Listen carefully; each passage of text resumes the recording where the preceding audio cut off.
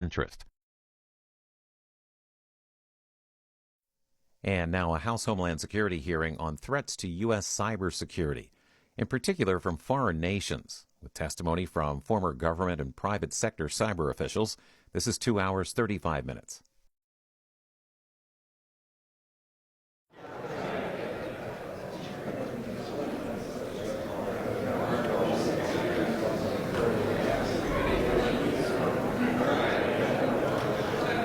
If we can get the witnesses to take their seats, we'll gavel in just a second.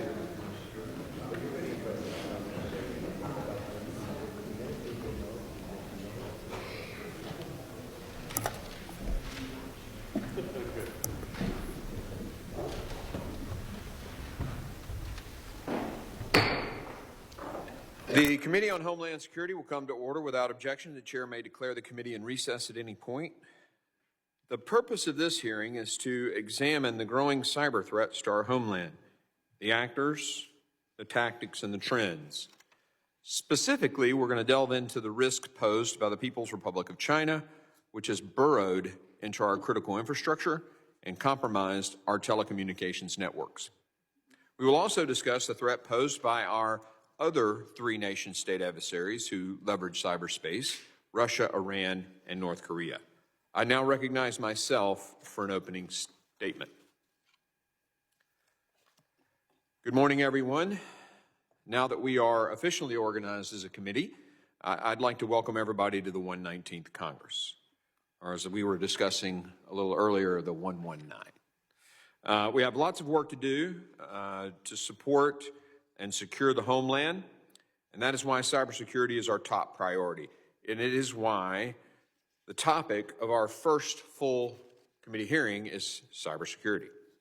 In today's interconnected world, virtually every aspect of American life is impacted by cybersecurity, from our nation's healthcare system and water supply to simple internet browsing. Cyberspace is increasingly becoming a digital battlefield. America's adversaries use cyberspace to undermine our sovereignty and threaten the services and infrastructure that America depends on. The People's Republic of China, Russia, North Korea, Iran, and criminal actors weaponize cyberspace to harm our nation. They are only getting more sophisticated and unfortunately more aggressive. Right now, the PRC is burrowed into our infrastructure. Let that sink in for a moment. China is pre-positioned in our infrastructure. We know it, and they have been for years. Should we enter into a conflict with the PRC, the Chinese Communist Party is ready to shut down our essential services, our communications, our energy grid, our maritime ports, and our water systems, to name just a few. We cannot allow this situation to continue. The American economy, our government, the military depend upon the resilience of our networks and our infrastructure. It's past time for us to get a step ahead of the Typhoons, a list of actors that seem to grow every day. We've played defense far too long, and now it's time to go on the offensive. To do this, we need prepared cyber professionals. I know that some of these nation states' issues go beyond what our current cyber defenders can address. And this is why one of my top priorities this Congress is to pass the Cyber Pivot Act, which cultivates the cyber workforce we need at scale. We passed it out of this committee unanimously last year, and this year we hope to get it signed into law. We also need a coordinated whole-of-government effort that can rapidly share information with the private sector. Since the private sector owns and operates most of the critical infrastructure in the United States, the collaboration of the organizations our witnesses represent today is essential. I look forward to hearing from our panel of witnesses about how we can improve public-private partnerships for cyber and critical infrastructure issues. So far, I've focused on one threat actor, arguably the one that poses the greatest risk to the United States in cyberspace and beyond.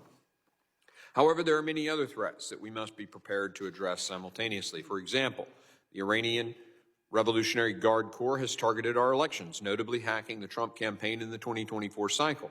It has also repeatedly tried to compromise U.S. water and waterway systems. The intelligence community indicates that Moscow uses cyber disruptions to influence the decisions of countries like the United States. North Korea is a major culprit of cybersecurity and cybercrimes as well. To devise strategies to address these challenges and threats in cyberspace, we must better understand them, and that's what we're doing here today. Our witnesses will provide the insights we need to think critically about tackling current and emerging cyber threats to our homeland. All witnesses are private sector leaders, 3 of whom bring key insights from their government experience. Thank you all for being here to set the scene for us as we dive into the 119th Congress. I look forward to the discussion and to a productive Congress of enhancing our cybersecurity posture. I now recognize the ranking member for his opening statement. Thank you very much, Mr. Chairman. Today marks the committee's first hearing, as you've already indicated, of the 119th Congress, and the first hearing the committee will hold during the new Trump administration. I'm encouraged by the chairman's interest in devoting more of the committee's time to cybersecurity this Congress. That said, I'd be remiss if I did not express concern about what we will be able to achieve. Over 6 years ago, bipartisan members of this committee came together to support legislation authored by then Chairman McCall to establish Cybersecurity and Infrastructure Security Agency, now commonly referred to as CISA. When he signed the bill into law, President Trump said, and I quote, "As the cyber battlespace evolves, this new agency will ensure that we confront the full range of threats from nation states, cyber criminals, and other malicious actors, of which there are many," unquote. With the apparent support of President Trump, members of this committee worked together to pass legislation authored by both Democrats and Republicans to ensure CISA had the resources and authorities it needed to carry out its important federal network and critical infrastructure mission. Unfortunately, driven by false allegations and conspiracy theories, President Trump and many Republican colleagues have soured on CISA. Less than a year ago, over 100 of them voted to cut CISA's funding by 25%. Some of the loudest and most influential voices on the other side wanted to eliminate CISA entirely. So even relatively minor bills that touch CISA have been difficult to advance. I'm hopeful that the committee's focus on cybersecurity this Congress will help members understand that CISA does what CISA does and does not do, so we can return to our bipartisan work of making the digital ecosystem safer and more secure. Bearing that in mind, we have to be clear-eyed about the enormous task ahead. Cyber attacks from China, Russia, Iran, and cyber criminals are growing bolder and more prolific. Last year, former FBI Director Christopher Wray warned that Chinese threat actors like Typhoon pose an imminent threat to the U.S. critical infrastructure because they are pre-positioning to physically wreak havoc on our critical infrastructure at a time of its choosing. Preparing critical infrastructure owners and operators to defend and build resilience in PRC-sponsored cyber attacks requires consistent investment in CISA's program. And that is to say nothing of its work to help private sector defend against the espionage threats posed by Salt Typhoon and Silk Typhoon, or the threats posed by other adversaries. During the 116th and 117th Congress, this committee worked on a bipartisan basis to right-size CISA's budget so it would be well positioned to defend federal and critical infrastructure networks against these types of urgent threats. In fact, in 2020, the top Republican on the committee advocated that CISA should be a $5 billion agency by 2025. So I was troubled by DHS's Secretary nominee's testimony last week that she wants a smaller CISA because it's gotten far off mission. Although it was not entirely clear what she meant by that comment, committee Democrats will oppose any effort to shortchange CISA's mission or its workforce. The Biden-Harris administration left behind a solid foundation for improving the nation's cybersecurity that the new administration can build upon. Its national cyber strategy put the country on path to reduce cyber risks systematically by shifting the responsibility for security away from our constituents and onto technology manufacturers, and by incentivizing the adoption and integration of better security practices. Its executive orders on cybersecurity modernized the federal government's approach to securing its own networks, sought to address supply chain and third-party risk, and harness the security benefits of new technologies.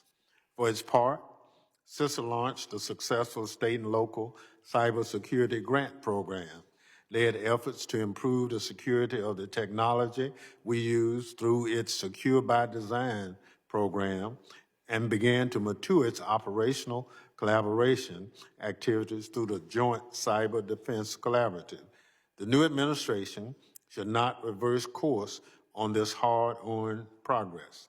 Before I close, I'd also like to express my concern regarding the dismal dissemination of government members of dismissal of non-government members of advisory committees inside the department, including the Cyber Safety Review Board and the CISA Advisory Committee. The CSRB is in the process of investigating the Typhoon hack of 9 major telecommunication companies, and it is a national security imperative that the investigation be completed expeditiously. I'm troubled that the President's attempt to stack the CSRB with loyalists may cause its important work on the Salt Typhoon campaign to be delayed. The American people deserve better.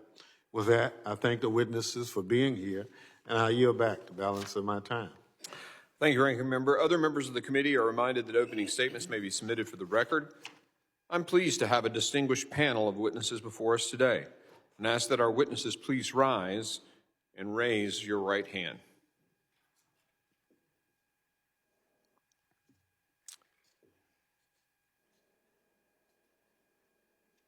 Do you solemnly swear that the testimony you will give before this Committee on Homeland Security of the United States House of Representatives will be the truth, the whole truth, and nothing but the truth, so help you God? Let the record reflect that the witnesses answered in the affirmative, and thank you. You may be seated. I'd now like to formally introduce our witnesses. Mr. Adam Myers currently serves as the Senior Vice President of Counter-Adversary Operations at CrowdStrike, where he leads the company's threat intelligence line of business. He also oversees the development and deployment of AI, machine learning, reverse engineering, and other technologies to detect suspicious and malicious cyber behavior. Before joining CrowdStrike, Mr. Myers was the Director for Cybersecurity Intelligence at SRA International. Mr. Mark Montgomery. Mr. Mark Montgomery serves as the Senior Director of the Center on Cyber and Technology and Innovation at the Foundation of Defense of Democracies. Mr. Montgomery also directs CSC 2.0, an initiative that works to implement the recommendations of the congressionally mandated Cyberspace Solarium Commission, where he serves as an Executive Director. Previously, Mr. Montgomery served as Policy Director for the Senate Armed Services Committee. He served in the United States Navy for 32 years as a nuclear-trained surface warfare officer, retiring as a Rear Admiral in 2017. Mr. Brandon Wales. Mr. Wales serves as Vice President of Cybersecurity Strategy at Centennial One. Before his current role, Mr. Wales served as the Acting Executive Director of CISA, where he supervised the agency's operations and spearheaded its long-term strategy development. Mr. Wales was also appointed Senior Response Official leading the domestic preparedness and response concerning the crisis between Russia and Ukraine. He spent almost 15 years at DHS in various leadership roles. Ms. Kimba Walden. Ms. Kimba Walden serves as the President of the Paladin Global Institute, which was founded to bring the private capital perspective into technology policy. Previously, she served as the Acting National Cyber Director and was ONCD's inaugural Principal Deputy. Prior to ONCD, Ms. Walden served as Assistant General Counsel for Microsoft's Digital Crimes Unit. She has over a decade of experience at the Department of Homeland Security. I thank all of our witnesses for being here today, and I now recognize Mr. Myers for 5 minutes to summarize his opening statement. Chairman Green, Ranking Member Thompson, members of the committee, thank you for the opportunity to testify today. My name is Adam Myers, and I serve as Senior Vice President for Counter-Adversary Operations at CrowdStrike. For over a decade, I've led the company's practice area, monitoring and disrupting cyber threats. Today, I will share insights into the global cyber threat landscape and highlight steps we can take to strengthen our collective defenses. As a leading U.S. cybersecurity company, CrowdStrike has a unique vantage point, which gives us unparalleled visibility into adversaries' evolving tactics and allows us to see the full scope of the threats facing our nation. After over a decade of investing in programs to strengthen their cyber capabilities, China has matured to achieve at least parity with other world cyber powers. They now possess a sophisticated and highly effective offensive cyber capacity targeting every region and every industry vertical across the globe. Recent campaigns demonstrate the ability to compromise large, well-resourced, and well-defended enterprises, operating as providers for the rest of the technology ecosystem. One indicator of this maturation is recent Chinese operations aimed at conducting upstream or bulk collection and subsequent downstream targeting of U.S. political and national security officials. Some notable China Nexus adversaries we've observed recently include Vanguard Panda, also known as Volt Typhoon, Operator Panda, which likely overlaps with an actor elsewhere reported as Salt Typhoon, and Liminal Panda, which heavily targets telecommunications and critical infrastructure. Some campaigns are suggestive of pre-positioning capabilities, which could be precursors for disruptive and destructive cyber attacks. Over the past year, cyber nexus intrusions increased 150% across all sectors on average compared to 2023. These increases were most significant in the financial services, media, manufacturing, and industrials and engineering sectors, which all experienced between 200% and 300% increases compared to previous years. Beyond China, other threats continue to evolve. North Korea has engaged in significant financially motivated threat activities since at least 2015. Recently, they've exploited numerous U.S. companies by pursuing remote working opportunities, earning a paycheck while occasionally stealing intellectual property. Russian Nexus adversaries continue to prioritize intelligence collection against Western military, political, and diplomatic entities, with their operations heavily influenced by the war in Ukraine. These actors have evolved their tactics to target mobile devices, reflecting a need for battlefield intelligence. In 2024, motivated by ongoing conflicts in the Middle East, Iranian Nexus adversaries continued to extensively target Israeli entities.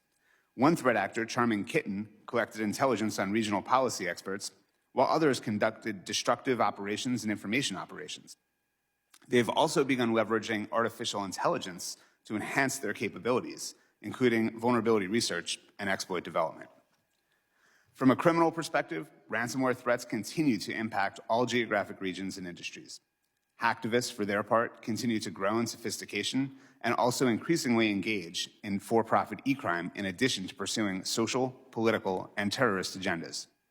The cyber threat landscape is complex, dynamic, and increasingly interconnected. Adversaries are constantly refining their tactics to exploit vulnerabilities across industries and sectors. To counter these threats, we must raise the cost of cyber attacks and reduce their impact. This requires investment and a collaborative effort across government, industry, and the cybersecurity community. I recommend that enterprises must take steps to defeat the threats I've outlined today. These include strengthening identity protection, such as through identity threat detection and response, enhancing enterprise visibility through endpoint detection and response, and integrating detection and telemetry data through next-generation SIM capabilities to enable proactive threat hunting. The federal government can enhance national security by doing cybersecurity well, adopting best-in-class technologies, and more consistently disrupting adversary infrastructure. With respect to the latter, recent coordinated operations have degraded threat actor capabilities. We need to increase the tempo of these operations.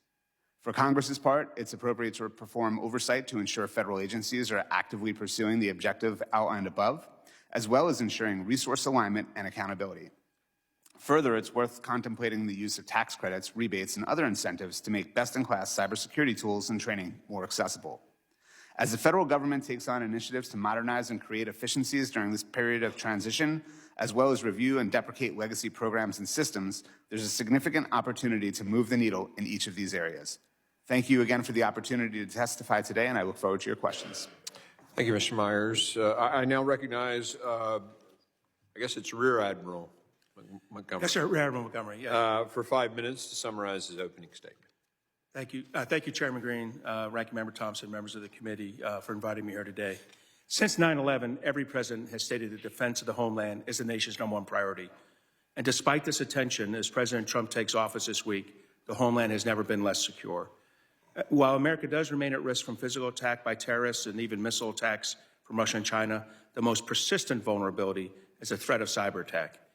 And make no mistake, China is America's most capable and opportunistic cyber adversary.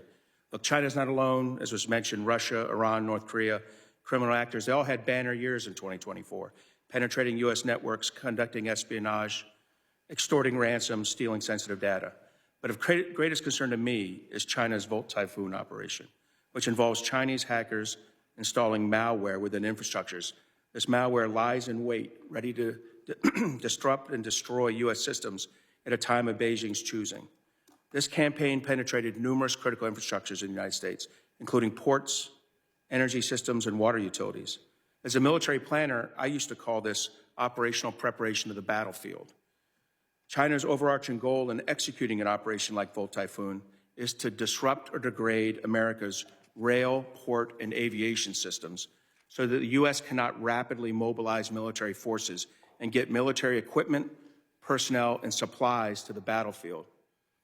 And addressing these cyber vulnerabilities is going to be really challenging because the Defense Department does not control the infrastructure on which military mobilization depends. Instead, the U.S. military relies on 18 commercial ports, 70 civilian airports, and 40,000 miles of commercial rail lines. That's how we move our troops and our equipment overseas. And these systems are largely owned by the private sector and local governments, and they're often maintained with insufficient levels of cyber resilience. To make matters worse, the energy, financial services, and manufacturing industries that drive economic productivity in our country, and the water, food, and healthcare systems that keep Americans alive, they're all equally vulnerable to this cyber attack. And both nation states and criminals out for a quick payday take advantage. And while the private sector does own this critical infrastructure, and they've definitely not done enough to invest in cybersecurity, the U.S. government is also at fault for its poor performance as a partner to the private sector. And many of the federal agencies that are responsible for what we call the public-private collaboration, some are even uninterested, and many of them are under-resourced in the mission. So I think as we look for solutions, the key challenge for the United States is to restore deterrence in cyberspace, making it too hard or too painful for an adversary to disrupt or exploit our networks and systems here in the United States. To do this requires both deterrence by denial, improving our defensive efforts, and deterrence by punishment, which is improving our ability to impose costs on an adversary overseas. In my written testimony, I provide 8 recommendations, but I just want to highlight 4 of them here, given the time constraints. First, we need to secure the critical infrastructures that support military mobility. We have to address the vulnerabilities in aviation, rail, and port infrastructure, and ensure that the Coast Guard, TSA, and FAA have the necessary authorizations and appropriations to execute their missions. And the private sector operators of these systems will need technical and financial assistance to combat the Chinese cyber attacks and ensure the availability of essential services in a time of crisis. Second, we got to prioritize assets. The United States cannot protect everything everywhere all at once. Within critical infrastructure, there are assets and entities that are more critical to U.S. national security. These assets need priority access to intelligence and incident response support. In return, the American people should expect these assets to practice a higher level of cybersecurity. Third, we need to better utilize the National Guard to defend our critical assets. The Guard uniquely bridges military and civilian sectors, as well as federal and state government authorities, making it ideally suited to respond to a domestic cyber threat. The Congress should work with the Department of Defense to determine the Guard's long-term role in the cyber protection of critical infrastructure and identify any new necessary authorities, which I don't think are many, and resources, which I think will be many, to do this. Finally, we have to recruit and develop an effective government cyber workforce. We need to hire more talent for federal, state, and local governments. We need a program that focuses on hiring graduates from vocational schools and community colleges, where students can earn skills and certifications. The Cyber Pivot Act from last Congress answers this challenge and should be re-attacked this Congress. In the past, the United States has had the luxury of thinking about how to handle a threat from an adversary state over there, in their backyard. Things are different today. To make America secure, we'll have to make the investments in cybersecurity and critical infrastructure that America has postponed for far too long. Again, thank you for inviting me to speak, and I look forward to your questions.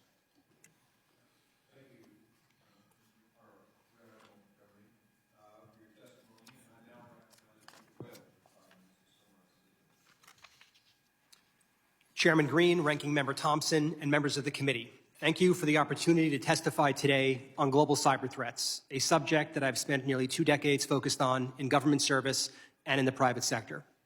The past few years of publicly acknowledged intrusions by China, Russia, Iran, North Korea, and cybercriminal organizations make clear that the U.S. is facing increasingly sophisticated adversaries in ongoing cyber warfare. The intensity of that threat is at an all-time high, driven by a combination of increased geopolitical tensions and the rapid pace of technological change, and it shows no signs of abating. Defenders in both the government and the private sector are learning from each breach. However, threat actors are also evolving and innovating. Maintaining a strategic edge and building national cyber resilience remains a critical challenge and will require new thinking across the public and private sector. Among the various cyber threat actors, the People's Republic of China stands out for its persistence, breadth of operations, and capabilities, and I'll focus the remainder of my testimony here. The threat posed by the PRC is nothing new. In 2007, they stole the plans for the F-35. In 2010, they compromised Google. In 2015, they hacked OPM, and the list goes on. As a result of these and other unprecedented attacks, Presidents Obama and Xi negotiated restrictions on cyber-enabled theft of intellectual property. However, in the wake of that 2015 agreement, the PRC retooled, they reorganized, and now they are more dangerous than ever. According to the FBI, their hacking program is now larger than every other major nation combined. And over the past 2 years, the extent of their strategy has become alarmingly clear.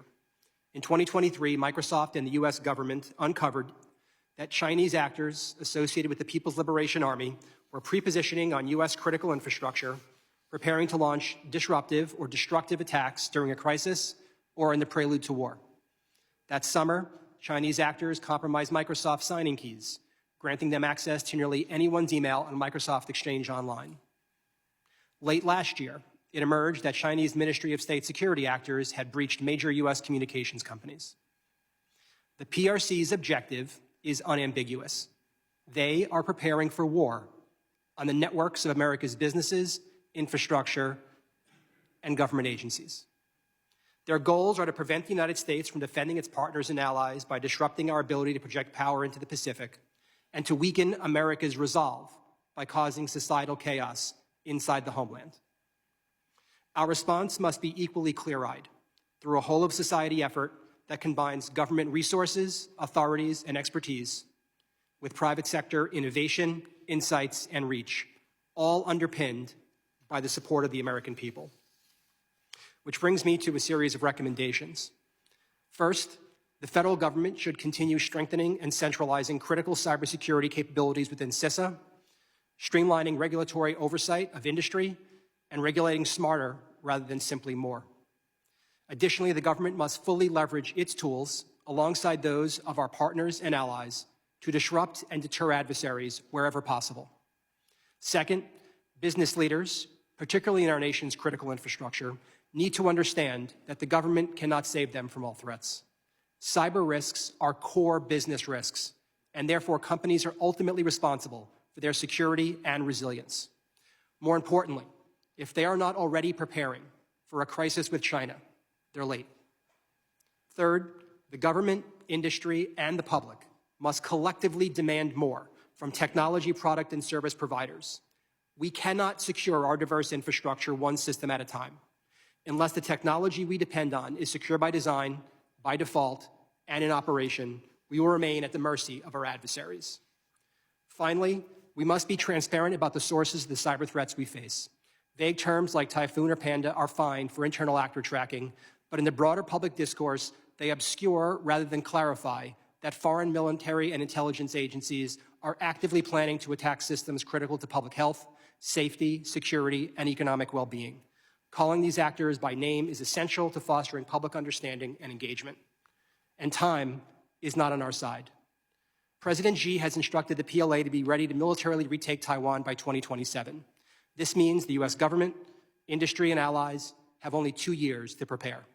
To that end, the actions of the 119th Congress could prove among the most consequential in modern history. I applaud the committee for prioritizing this issue first, and I look forward to your questions. Thank you. Thank you, Mr. Wells. I now recognize Ms. Walden for 5 minutes to summarize her opening statement. Chairman Green, Ranking Member Thompson, distinguished members of the committee, thank you for inviting me to testify today on this important topic. I'm Kemba Walden, president of the Paladin Global Institute and co-chair of the Aspen Digital U.S. Cybersecurity Group. I'm here today in my personal capacity, drawing from my experience as former acting national cyber director and my roles at Microsoft and at the Department of Homeland Security. The last 4 years have seen new sophisticated cyber threats, each of which has highlighted why cyber remains a significant source of human-caused risk to our homeland. We saw the 2020 Russian attack on the SolarWinds Orion platform, and then the 2021 ransomware attack against Colonial Pipeline. And then in 2022, the first shots fired in Russia's unprovoked war of aggression in Ukraine were from a cyber attack targeting an American satellite communications company. Each of these incidents represents a clear national security threat in their own right. And I haven't even mentioned the Microsoft Exchange server debacle, Log4j, or the billions of dollars spent in the aftermath of Change Healthcare. Yet there are 2 campaigns in the past 4 years that I hope the committee will focus its attention on. The first is the recently uncovered targeting of our nation's critical infrastructure by the People's Republic of China. This activity, dubbed Typhoon, represents a step change in the PRC's cyber operational capability, demonstrating their willingness to pre-position in our critical infrastructure in preparation for a future conflict. Second, we've now witnessed the PRC snooping on our telecommunications networks.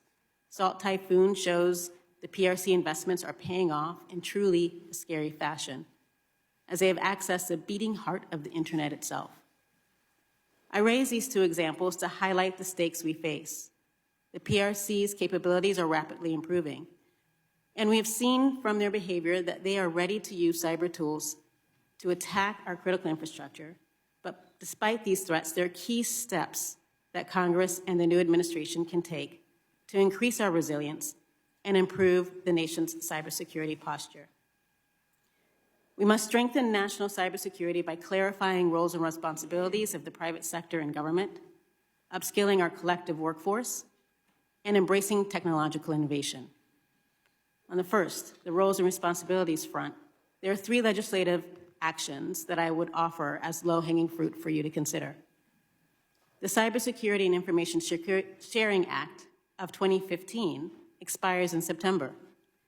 This committee must take action to reauthorize that legislation to ensure we do not see hard-won progress lost to congressional inaction. I also urge the committee to further clarify liability protections related to the defensive measures to allow for the most proactive defensive approach possible. Regulatory harmonization is an enormous challenge that places an untenable burden on business while harming our cybersecurity. Last Congress, Senator Peters, Senator Langford, and Congressman Higgins introduced legislation to help bring coherence to the multitude of federal regulatory approaches by empowering the National Cyber Director, and Congress should move swiftly to reintroduce and advance this important bill. This committee should also work to codify the Cyber Safety Review Board, or CSRB, which helps to understand the root cause of cyber incidents to keep us from making the same mistakes over and over. I hope you will consider strengthening the board by making it full-time, independent, and nonpartisan with its own administrative subpoena power. Of course, all the policies in the world are meaningless without the workforce implementing them. While there are several successful programs that are helping to put a dent in the hundreds of thousands of unfilled cyber jobs we have in this country, there is absolutely more we can do. To remain sustainable, Congress should expand CISA's current cyber workforce programs, increase the number of internships and apprenticeships available to qualifying students with or without college degrees, and provide incentives for cyber professionals to work at under-resourced targets like hospitals and water systems. Finally, I urge you to embrace technology, including from venture-backed companies that are truly at the cutting edge, and allow it to be part of the solution. Supporting the use of artificial intelligence, for example, for threat detection and response, can help neutralize sophisticated cyber threats more efficiently.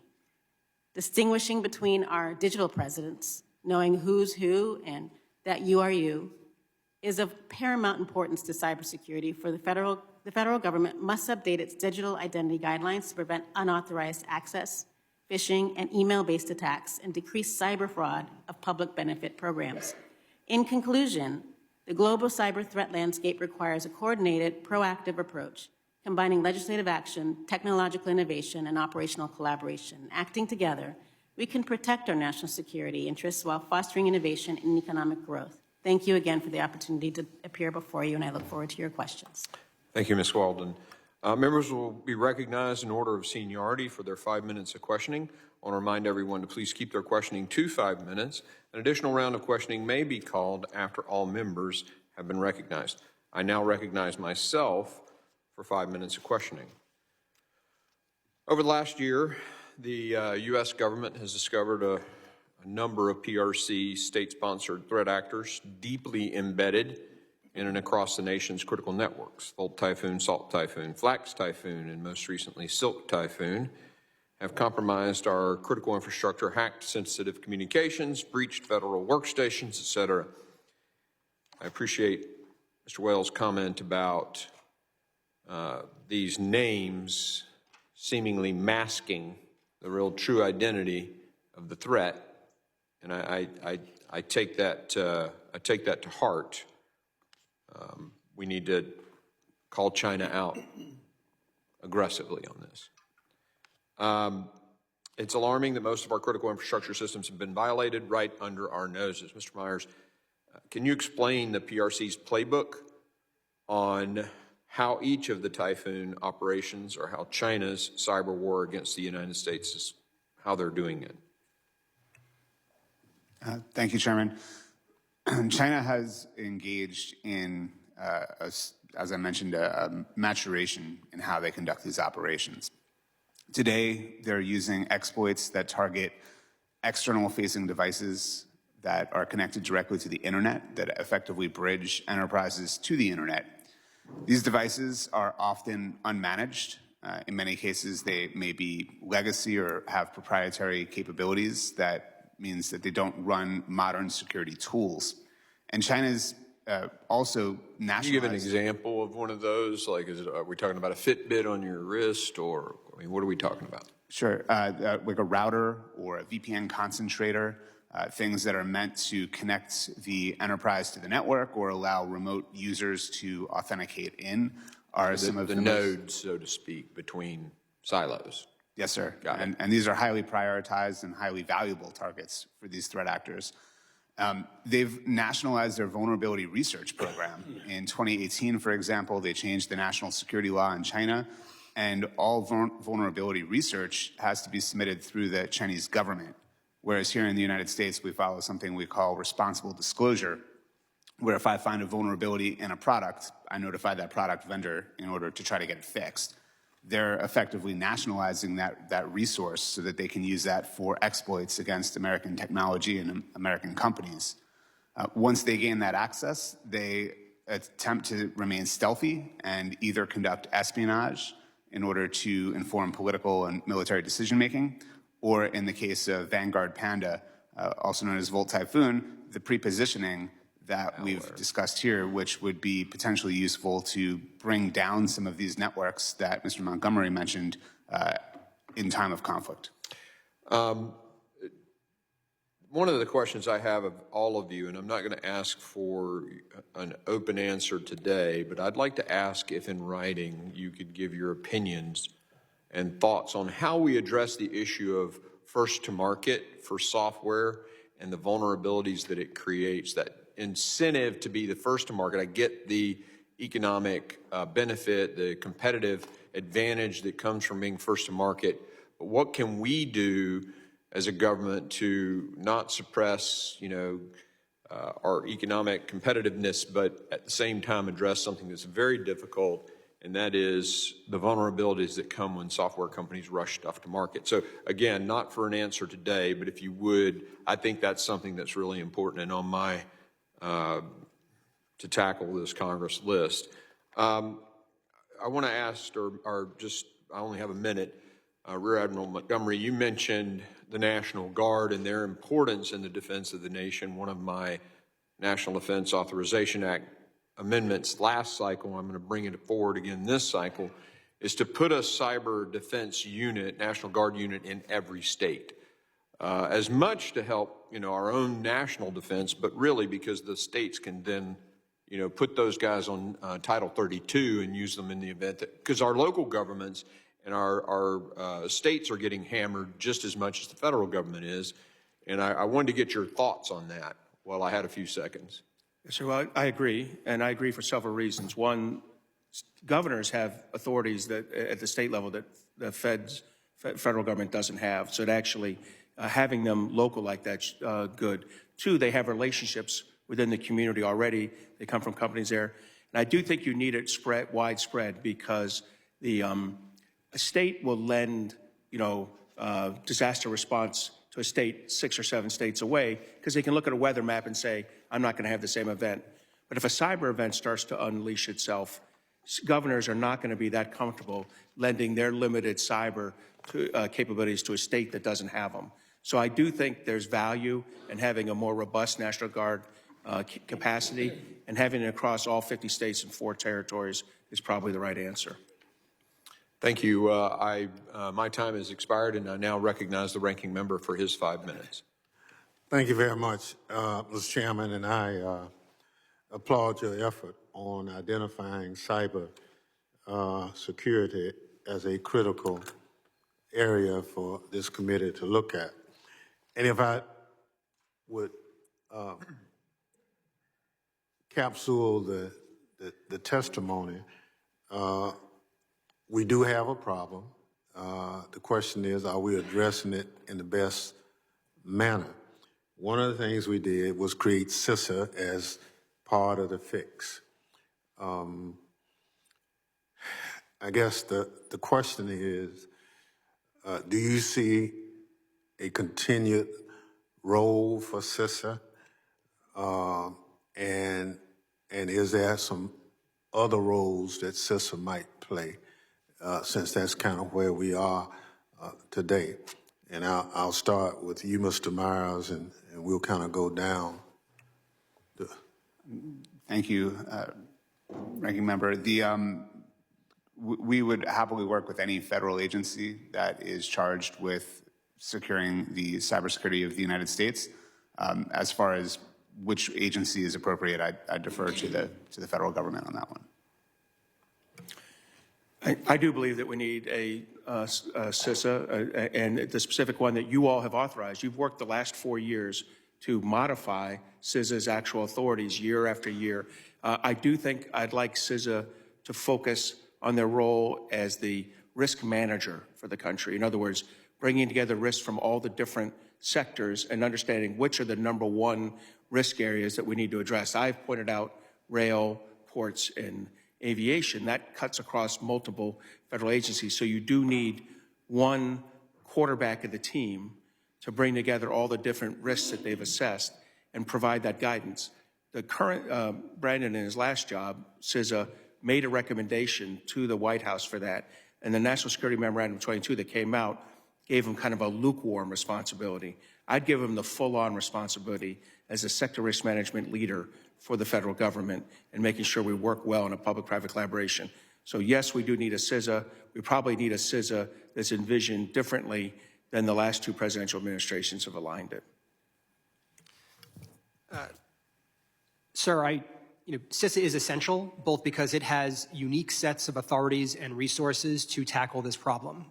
Only it has the authorities necessary to move the federal government in terms of protection of the .gov, in terms of providing both capabilities to agencies and helping departments and agencies across the government move to a more common baseline. I think we have seen with congressional support in terms of authorities and resources that since the SolarWinds attack in 2020, there has been a remarkable change in the degree of protection and security we have of our federal networks. I think as you look to the private sector, again, CISA's unique authorities in terms of engaging with industry to be able to have protected conversations serve as a focal point, working with other sector risk management agencies. Those are unique authorities, capabilities, and expertise resident in CISA. And so that needs to continue. Now, how do we grow it? How do we refine it to make sure that we can tackle the scale and pace of the threat we face today is a challenge that we're all going to need to grapple with. But that all of it continues to point to the urgent need to continue those capabilities. And I'm going to echo my colleagues here. CISA is absolutely essential to the defense of our critical infrastructure. This committee has done some powerful things for CISA, and I think it needs to continue. One is what I mentioned, CISA 2015, the superpower for information sharing, that liability protection that encourages the private sector to engage. Could be improved, but that is a key superpower. Another is that CISA is formed as a national coordinator for federal civilian executive branch agency defense of critical infrastructure. I think that needs to continue and in fact should be improved. There is language in the Homeland Security Act that allows CISA to provide technical assistance upon request to anybody that needs it, prioritized by critical infrastructure. That is key, but also strengthening CISA's ability to do that across borders, recognizing that our digital infrastructure is global in nature. CISA needs maybe some clarity on how to do that, provide that technical assistance when requested internationally as well. Thank you very much.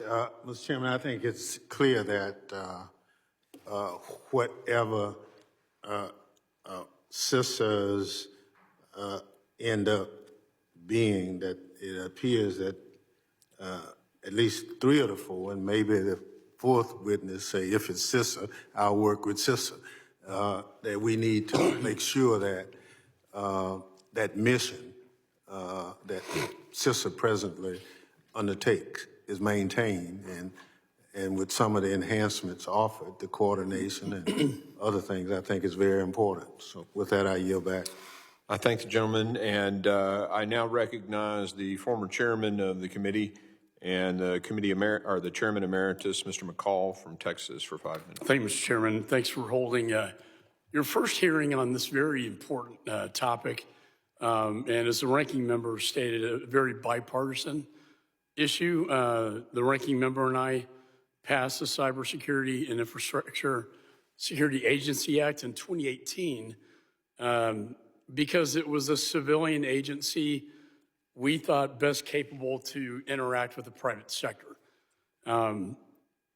Since that time, I believe it's stood up its capabilities, its credibility, but the world is on fire today. And it's a far more dangerous place than it was in 2018 from a cyber security perspective, particularly when you look at China, Russia, Iran, North Korea.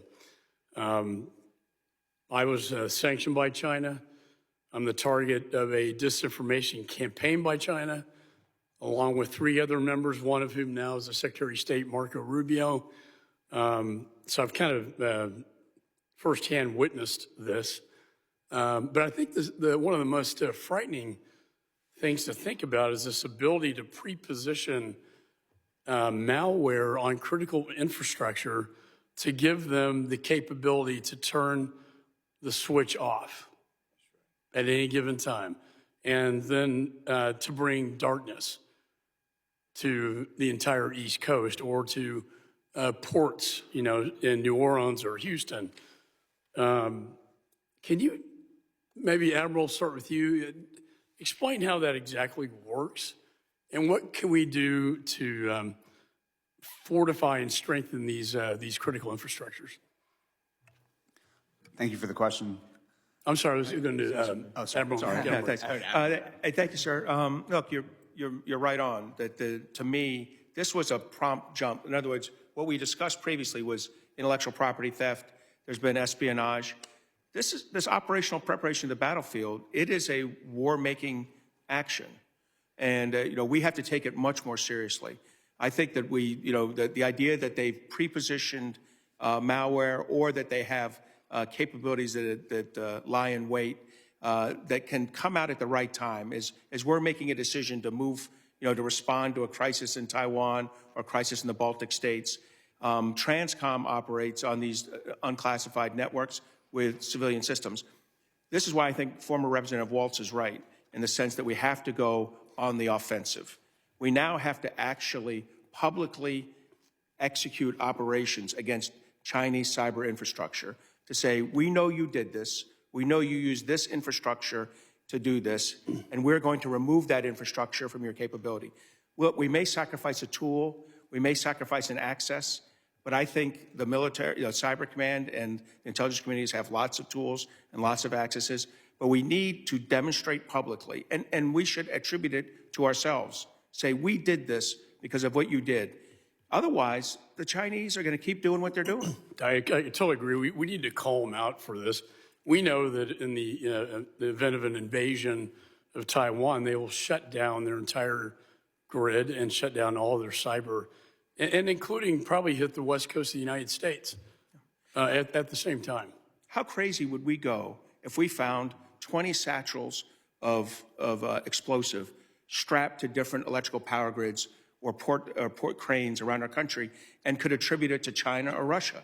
Yeah. We would seriously be moving forces and say this is completely unacceptable behavior. But somehow in cyberspace they get a pass. That's not right. We need to be more offensive about this. The bar for taking action has got to be lowered down to one that makes America and our infrastructure secure. Right now, it's too high. I think that physical analogy is always accurate. Like, for instance, when the OPM hack occurred, 23 million security clearances stolen. I mean, can you imagine if Chinese operatives were caught at OPM actually stealing that data in person? And we tend to think cyber somehow not that it's different, and it's really not. Mr. Wales, can you, in my remaining time, this unholy alliance I call it between China, Russia, Iran, North Korea, do you see any, in this alliance, any formation of working together in the cyber threat space? So I'd say that there are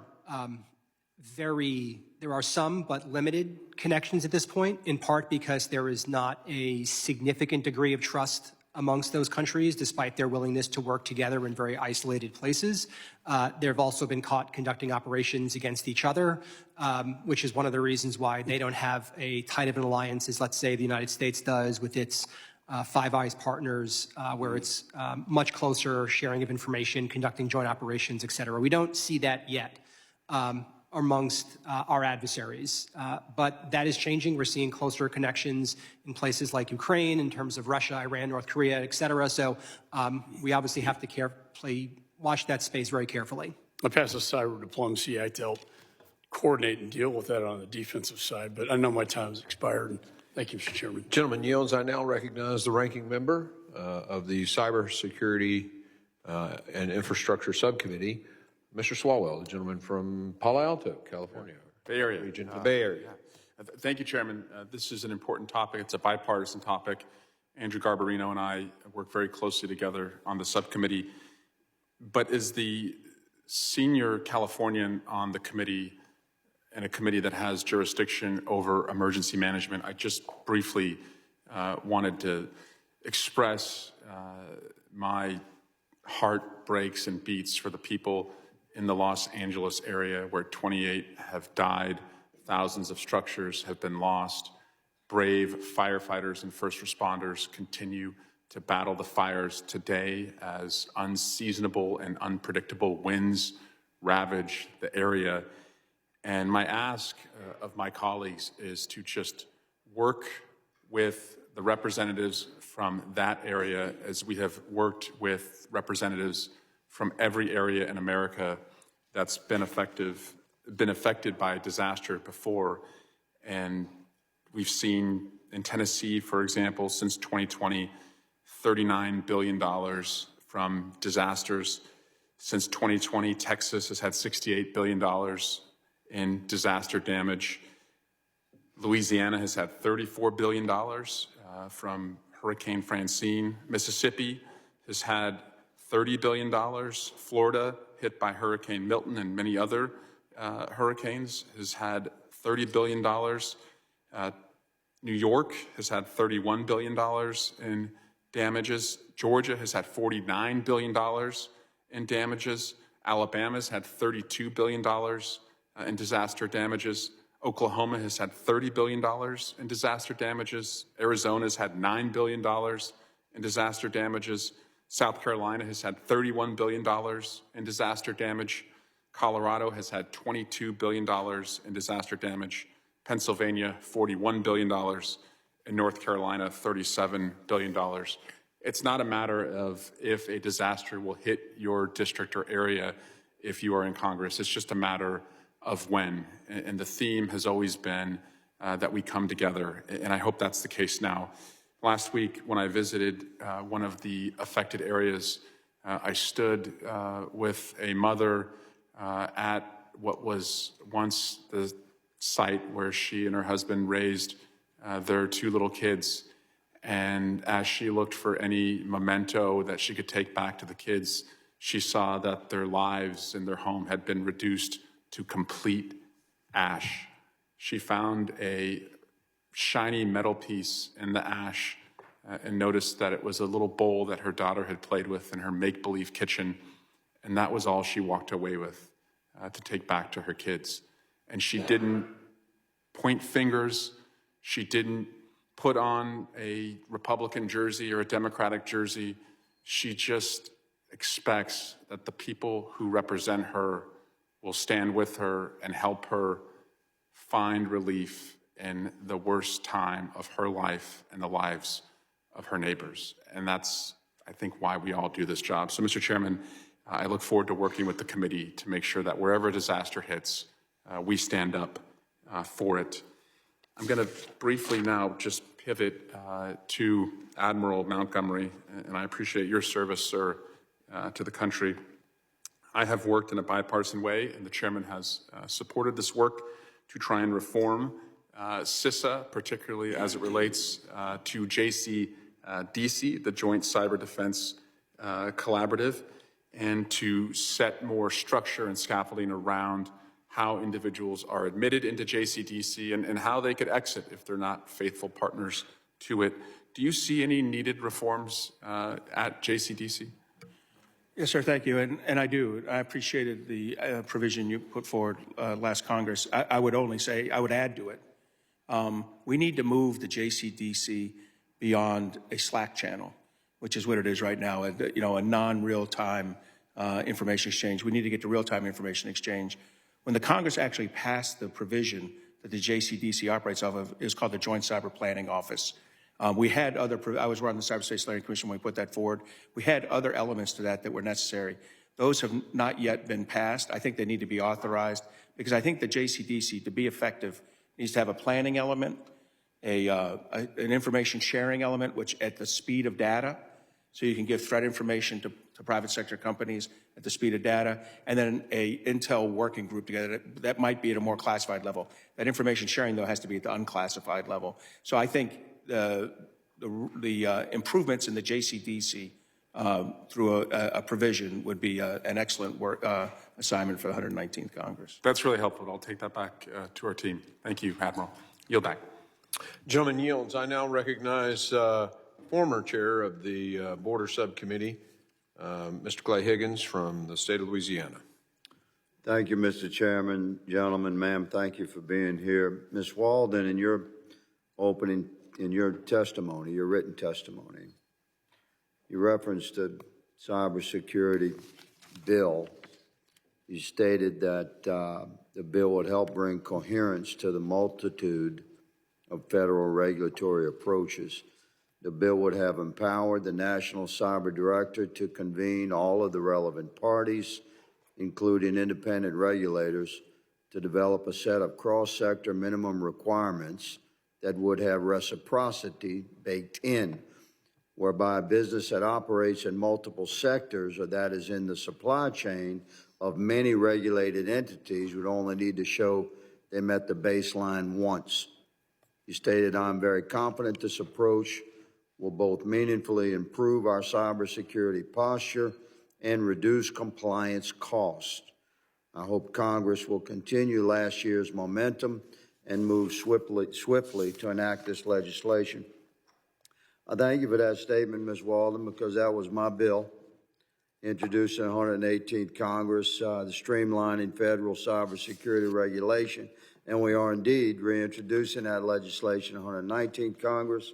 Mr. Chairman and my colleagues on both sides of the aisle in this committee, we should move forward with that legislation because it allows the industry sector to appropriately position themselves to spend less time and money in compliance with regulatory oversight and more of their energy and focus on actually accomplishing their missions as it regards cybersecurity. Ms. Walden, could you briefly discuss more in depth how compliance with current cybersecurity regulations frameworks slows down the efforts to actually counter threats? Thank you for that question, and thank you for reintroducing that bill. It's quite an important measure, I believe, for the overall building of resilience in our cybersecurity infrastructure, our digital infrastructure. Right now, across the 16 critical infrastructures, and I would add a few others that haven't been designated, some industries are highly regulated and also have wonderful controls. They could do better. But I'm thinking like finance, for example, and other industries are just under the mark, and those are the ones that are the most vulnerable. And so we need to figure out a regulatory approach to bring the minimum baseline up so that we're all solving the same problem and doing it in an efficient and an effective way.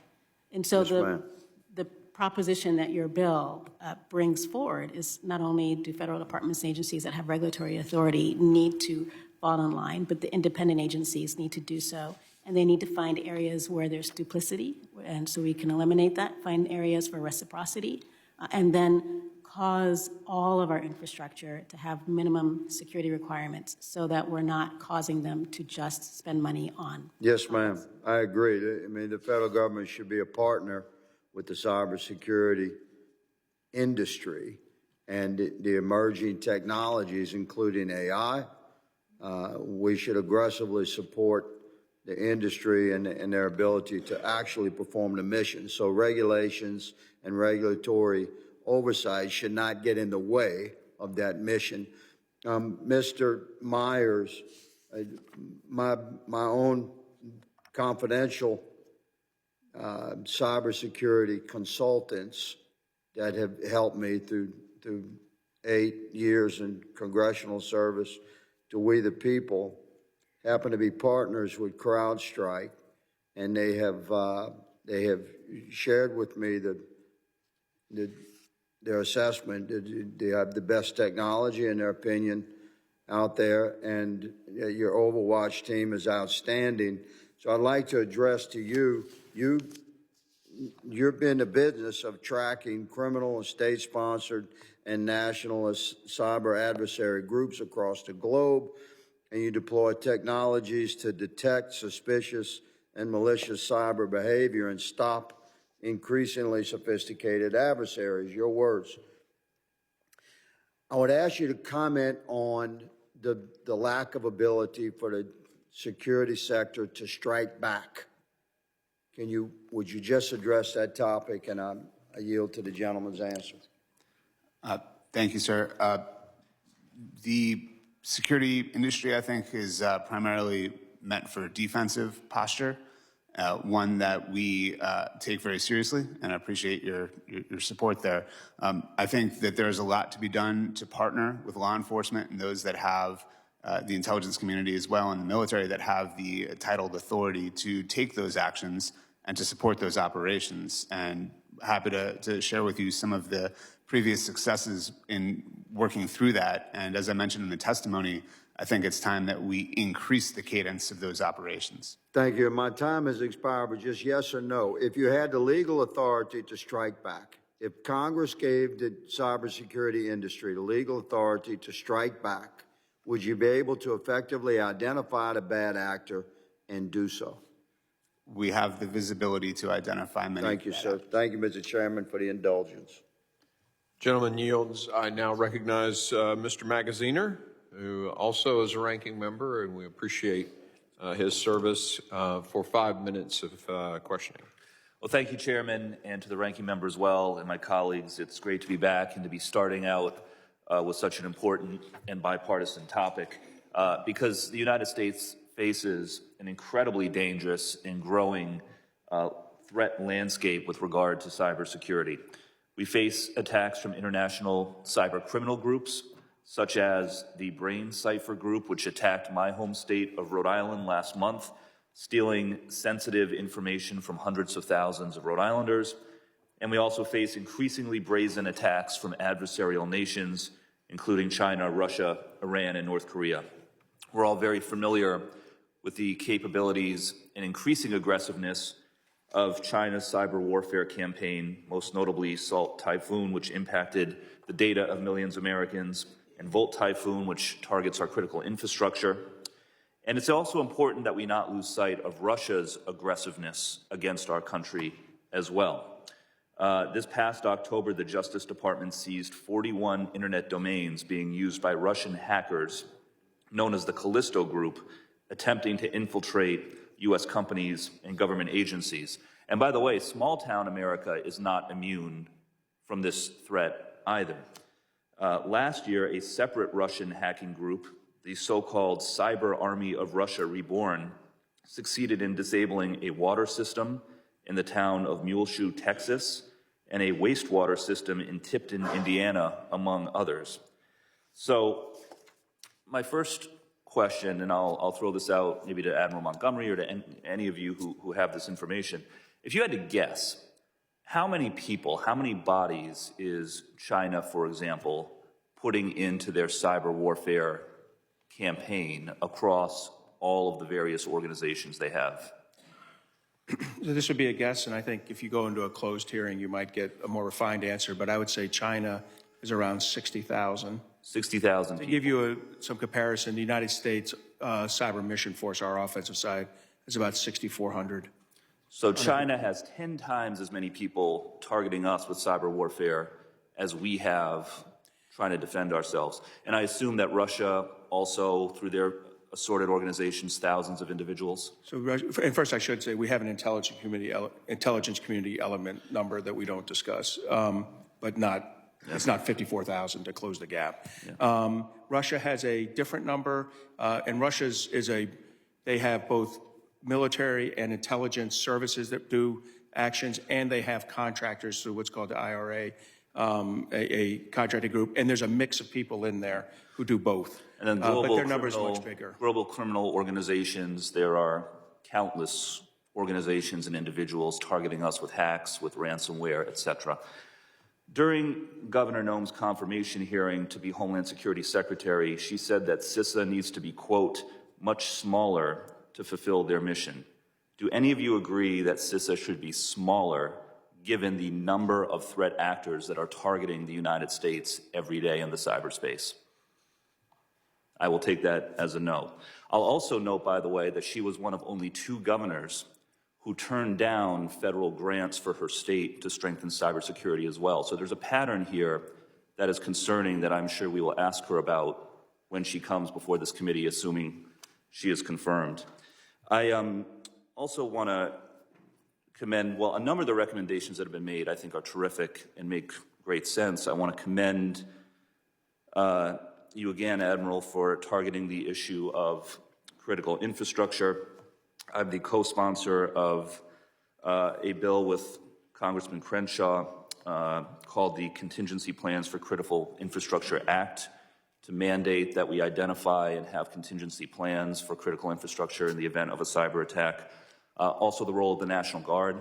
I want to give a shout out to the 102nd Cyber Operations Squadron at the Rhode Island National Guard, who do a phenomenal job. And I actually agree with, I think, a sentiment that the chairman raised and a number of you as well, which is that we need to call cyber attacks what they are. They are attacks, whether they're targeting our data or our critical infrastructure.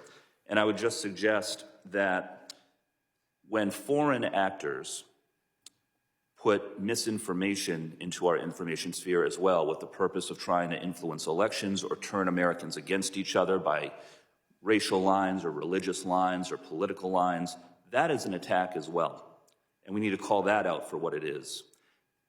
Americans have a First Amendment right to say whatever we want online, whether it's true or divisive or not, and that is a constitutionally protected right. But Iran, Russia, China, etc., do not have that First Amendment right. When they attempt to influence our domestic condition by turning Americans against each other, undermining election integrity, undermining confidence, that is an attack, and we need to call that out as well. So I'm over time. I thank you, Chairman, and I yield back.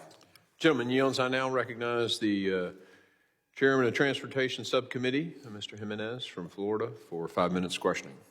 Thank you, Mr. Chairman. And before I move on to cybersecurity, as the only career firefighter ever elected to Congress, I want to share, my colleague, Mr. Swalwell's condolences to what happened in LA. But I also would like to see if you would consider doing some kind of a fact-finding trip by this committee to LA to determine what the conditions were prior to the fire, what the response to that fire was, and also what strategies, what mitigation strategies that we need to take in order to make sure it never happens again. Because there are certain things there that that caused me a little bit of concern about that whole situation. Mostly was really about the fuel and the control of the fuel, because fire needs three things. It needs an ignition source, it needs oxygen, and it needs fuel. And the ignition source, we haven't determined that yet, but when you have hurricane force winds, you certainly have enough oxygen. It appears that they had a heck of a lot of fuel, and they didn't do a very good job of Gentleman, you have for a question? Maintaining that. Yeah, I will. Just since Mr. Swalwell isn't here, I anticipate what he would ask is, would you also be interested in a fact-finding trip or study to see if, for example, the state of Florida has taken adequate steps to reduce flooding in the event of a hurricane or to reduce damage? Oh, absolutely. I think we are fantastic at what we do in the state of Florida. I just want to make sure we're putting the same scrutiny on every state, not just... And we learn after every hurricane, we learn and we change our codes and everything. So, yeah, I wouldn't have any problem in doing that. You want to visit my town, Miami-Dade County, when I was the mayor? Sure, come on. Be happy to show you what we've done, okay? Now back to artificial intelligence. To actually cybersecurity. Does artificial intelligence have applications in cybersecurity and a defense mechanism? And so Mr. Myers or Mr. Wales, if you want to answer that question. Yes, and I actually would say that right now we're at a unique moment where artificial intelligence is being integrated into cybersecurity applications far faster than we're seeing adversaries able to weaponize artificial intelligence to launch attacks. So most companies, SentinelOne, and among others, are working hard to make sure that their technology benefits from the latest and most modern artificial intelligence applications. So Mr. Myers, do you agree? Yes, absolutely. We've been using machine learning and artificial intelligence for the last 14 years at CrowdStrike. Fantastic. What do you all think about yesterday's announcement of $500 billion investment in artificial intelligence, a Stargate initiative, I guess? Anyone can answer that if they want. Do you know about that? I read in the news. What I would say is it is important, particularly in competition vis-a-vis China, that the United States be a real leader here. So anything that we are doing as a nation to ensure that artificial intelligence innovation is happening inside the United States is going to be good for both our security and our economic well-being. Mr. Rear Admiral, if we win that race, would that be able to supplant the manpower advantage that our adversaries may have in that regard in terms of cyber attacks and our ability to defend them? I do believe artificial intelligence and machine learning can make a big difference in the speed with which you find accesses and develop tools. One thing I would give Congress is as we see that $500 billion get invested, the one area, I'm not for regulatory environment here, but the one thing I would regulate, much like we do at our national labs, is I would demand a level of physical and cybersecurity around that most important intellectual property, the model weights and things like that. Again, I wouldn't heavily regulate the entrepreneurial spirit, but I would regulate the security so that we maintain any breakthroughs belong to us and belong to the United States companies and eventually to the United States military and aren't easily stolen by our adversaries. No, I believe that the artificial intelligence technology is a national security technology, much as any weapon system that we have, maybe even more important than any weapon system that we have. We have to maintain that advantage and keep it in a very, very, very secure place. And hopefully the artificial intelligence will be able to guard itself, okay? Finally, do we have any rebound capability? In other words, what I mean by rebound capability, somebody attacks you and then the response, the rebound to that is even worse than the attack, so that you know that if you punch me in the nose, I'll cut your head off. Do we have that capability? Sir, that's what I was talking about with deterrence. You know, where we've talked a lot about deterrence by denial here. That deterrence by cost of position is the punch back. And then defensively, we do have to have a rapid recovery. One of the things America's good at is getting back up off the mat, you know, when we're hit. But in cyberspace, I don't think we're properly organized for that yet. And this is more than FEMA. This has got to be, we call it continuity of the economy planning, and we've got to get working on that. So a better offense and a better ability to recover once we're punched in the face. Those are going to be the two things we need to win. I know my time's up, and just simple yes or no. Will artificial intelligence help us in that? Yes or no? Yes. Thank you, and I yield back. The gentleman yields. I now recognize Mr. Goldman, a gentleman from New York, for his 5 minutes of questioning. Thank you, Mr. Chairman, and I agree. I'm encouraged by the bipartisan nature of this hearing on what is increasingly an important and dangerous threat to our homeland and our security. In the past, though, it has not been as bipartisan. And in fact, in September of 2023, more than 100 House Republicans, including the chairman, tried to slash CISA's budget by $3 billion, which was 25% of the budget. Now, this is because many Republicans did not like the fact that CISA, the CISA head at the time, said that the 2020 election was not stolen, and, quote, there is no evidence that any voting system deleted or lost votes, changed votes, or was in any way compromised. That CISA director was Chris Krebs, who was then immediately fired by Donald Trump. And Mr. Wales, you took over. Mr. Wales, do you agree with Mr. Krebs' statement that there is no evidence that any voting system deleted or lost votes, changed votes, or was in any way compromised, and that the 2020 election was free and fair? Yes. So part of the problem here is that even though CISA's misinformation and disinformation activities represent less than 0.1% of its budget, Republicans have tried to cut 25% of the budget, and Governor Noem has made it clear in her hearing that she would like to limit and reduce the size of and role of CISA, which seems odd in this time when all we are hearing from our witnesses here is the increasing danger of cyber attacks and cyber infiltration exacerbated by artificial intelligence. We know Russia used cyber warfare to interfere in our 2016 election. We know China has tried to do the same.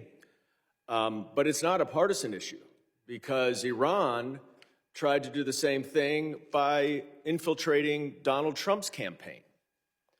And it is bewildering to me that given the CrowdStrike disaster with the outage, which dramatically affected my district, with the Microsoft hacking that gave China access to senior government officials' information, that we would be reducing the budget to address our cybersecurity. One thing I want to address, Mr. Wales, I'll ask you first, is what would the impact of reducing CISA's budget or reducing the size of CISA be, both in terms of our broader cybersecurity and infrastructure security, as the Rear Admiral has talked about, as well as election integrity and preventing foreign influence in our elections? A lot would depend upon how that cut was allocated, but broadly, it would dramatically limit the ability of the agency to conduct critical missions. So that would include its ability to provide technical support to critical infrastructure and state and local governments who request assistance with actual cyber incidents or conducting pre-incident assessments of their vulnerabilities so they can be hardened. It would compromise its ability to perform its functions across the federal networks in terms of both monitoring and responding to incidents, deploying technology to ensure that federal networks are protected by best-in-breed technology platforms. But just across the board, it would lessen its ability to respond at a time of significant cyber threats as been described today. And in terms of the election integrity work that CISA does, is it accurate that that is primarily focused on foreign actors and foreign interference? Almost all of CISA's work when it comes to elections is actually focused on cyber and physical security related work, providing assistance to state and local governments who need assistance, who request vulnerability assessments, scanning for vulnerabilities, conducting training, doing physical security assessments, increasingly as state and local election officials are concerned about physical security threats that they may face. That is almost the entirety of the election security work. So any cuts to the CISA budget would affect its ability to support those officials. And CISA is the only the only department within any executive branch agency that provides that cybersecurity service to state and local officials who administer our elections. Is that right? Yes. Thank you, and I thank you, Chairman. I yield back. Gentlemen yields. I now recognize the chairman of our counterterrorism subcommittee, Mr. Pfluger. Thank you, Mr. Chairman, and appreciate this hearing. I'll get right into it. When you look back at Volt Typhoon, Storm 0558, Salt Typhoon, I mean, you know, the list goes on and on. I'm obviously worried about critical infrastructure, not just in my own district that includes energy production, but every other aspect of our lives. So I'll start with you, Mr. Wales. In last Congress, I introduced the 7 Act, which was, and I hope that we can mark it up in this committee this year and send it to the floor because it's a coordinating piece of legislation that asks our federal agencies to do the hard work of coordinating. So who is the lead government agency when it comes to responding immediately to a cyber threat? So different agencies are going to bring different authorities to the table, and you're going to want all those authorities to deal with the challenges that we have. So CISA has certain authorities in being able to help an entity recover from an incident, making sure they understand what's happened, but you also want, at the same time, the FBI that can use its law enforcement authorities to figure out who the adversary is and are the things that can be done to disrupt their infrastructure, impose consequences. There's coordination with the intelligence community that's going to be tracking adversaries overseas. So there's not necessarily going to be one person because no one agency has all the authorities, resources, and capabilities that we're going to need to tackle that problem. And what you want are those agencies working closely together. And I would argue from my time in and having just left, the operational coordination amongst the agencies working on cybersecurity is better now than it has ever been. Ms. Walden, how would you grade the response to, let's just say, Salt Typhoon to the cyber attack? And because I'm going to pull this thread just a little bit, that there's no single agency that's in charge. There's a lot of stakeholders, but how was our response to Salt Typhoon? Well, sir, I think the response to Salt Typhoon was adequate and appropriate. I was not in government as part of the apparatus at the time that Salt Typhoon was discovered, but I do think it was adequate and appropriate. Admiral Montgomery, good to see you. Let's go on that. How was our response? What could be better? And do we need a lead agency to help coordinate? So hearing those answers, as a 35 years in the military, I kind of learned you need one leader. One agency needs to be in charge. I've never seen a military organization work with two leaders in charge. So the right answer is CISA. I think we have to create that condition. Look, do I think other people contribute to it? The Sector Risk Management Agency that's responsible for that industry, sure. But in the end, there can be only one.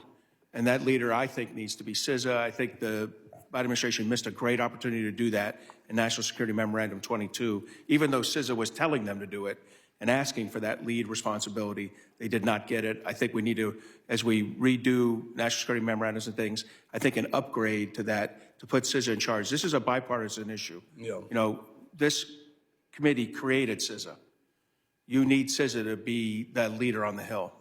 In the aftermath of the Loper-Bright decision, the Chevron deference precedent, Mr. Chairman, I think this is a perfect opportunity for us to be specific in this committee and to take what Admiral Montgomery is saying and designate a lead agency and actually tell the agencies what we want them to do, not just give them the open blank chalkboard to write what they think is best, but for Congress to take an oversight role. In your written testimony, Admiral Montgomery, you used the term lying in wait when you were referring to the Volt Typhoon attack.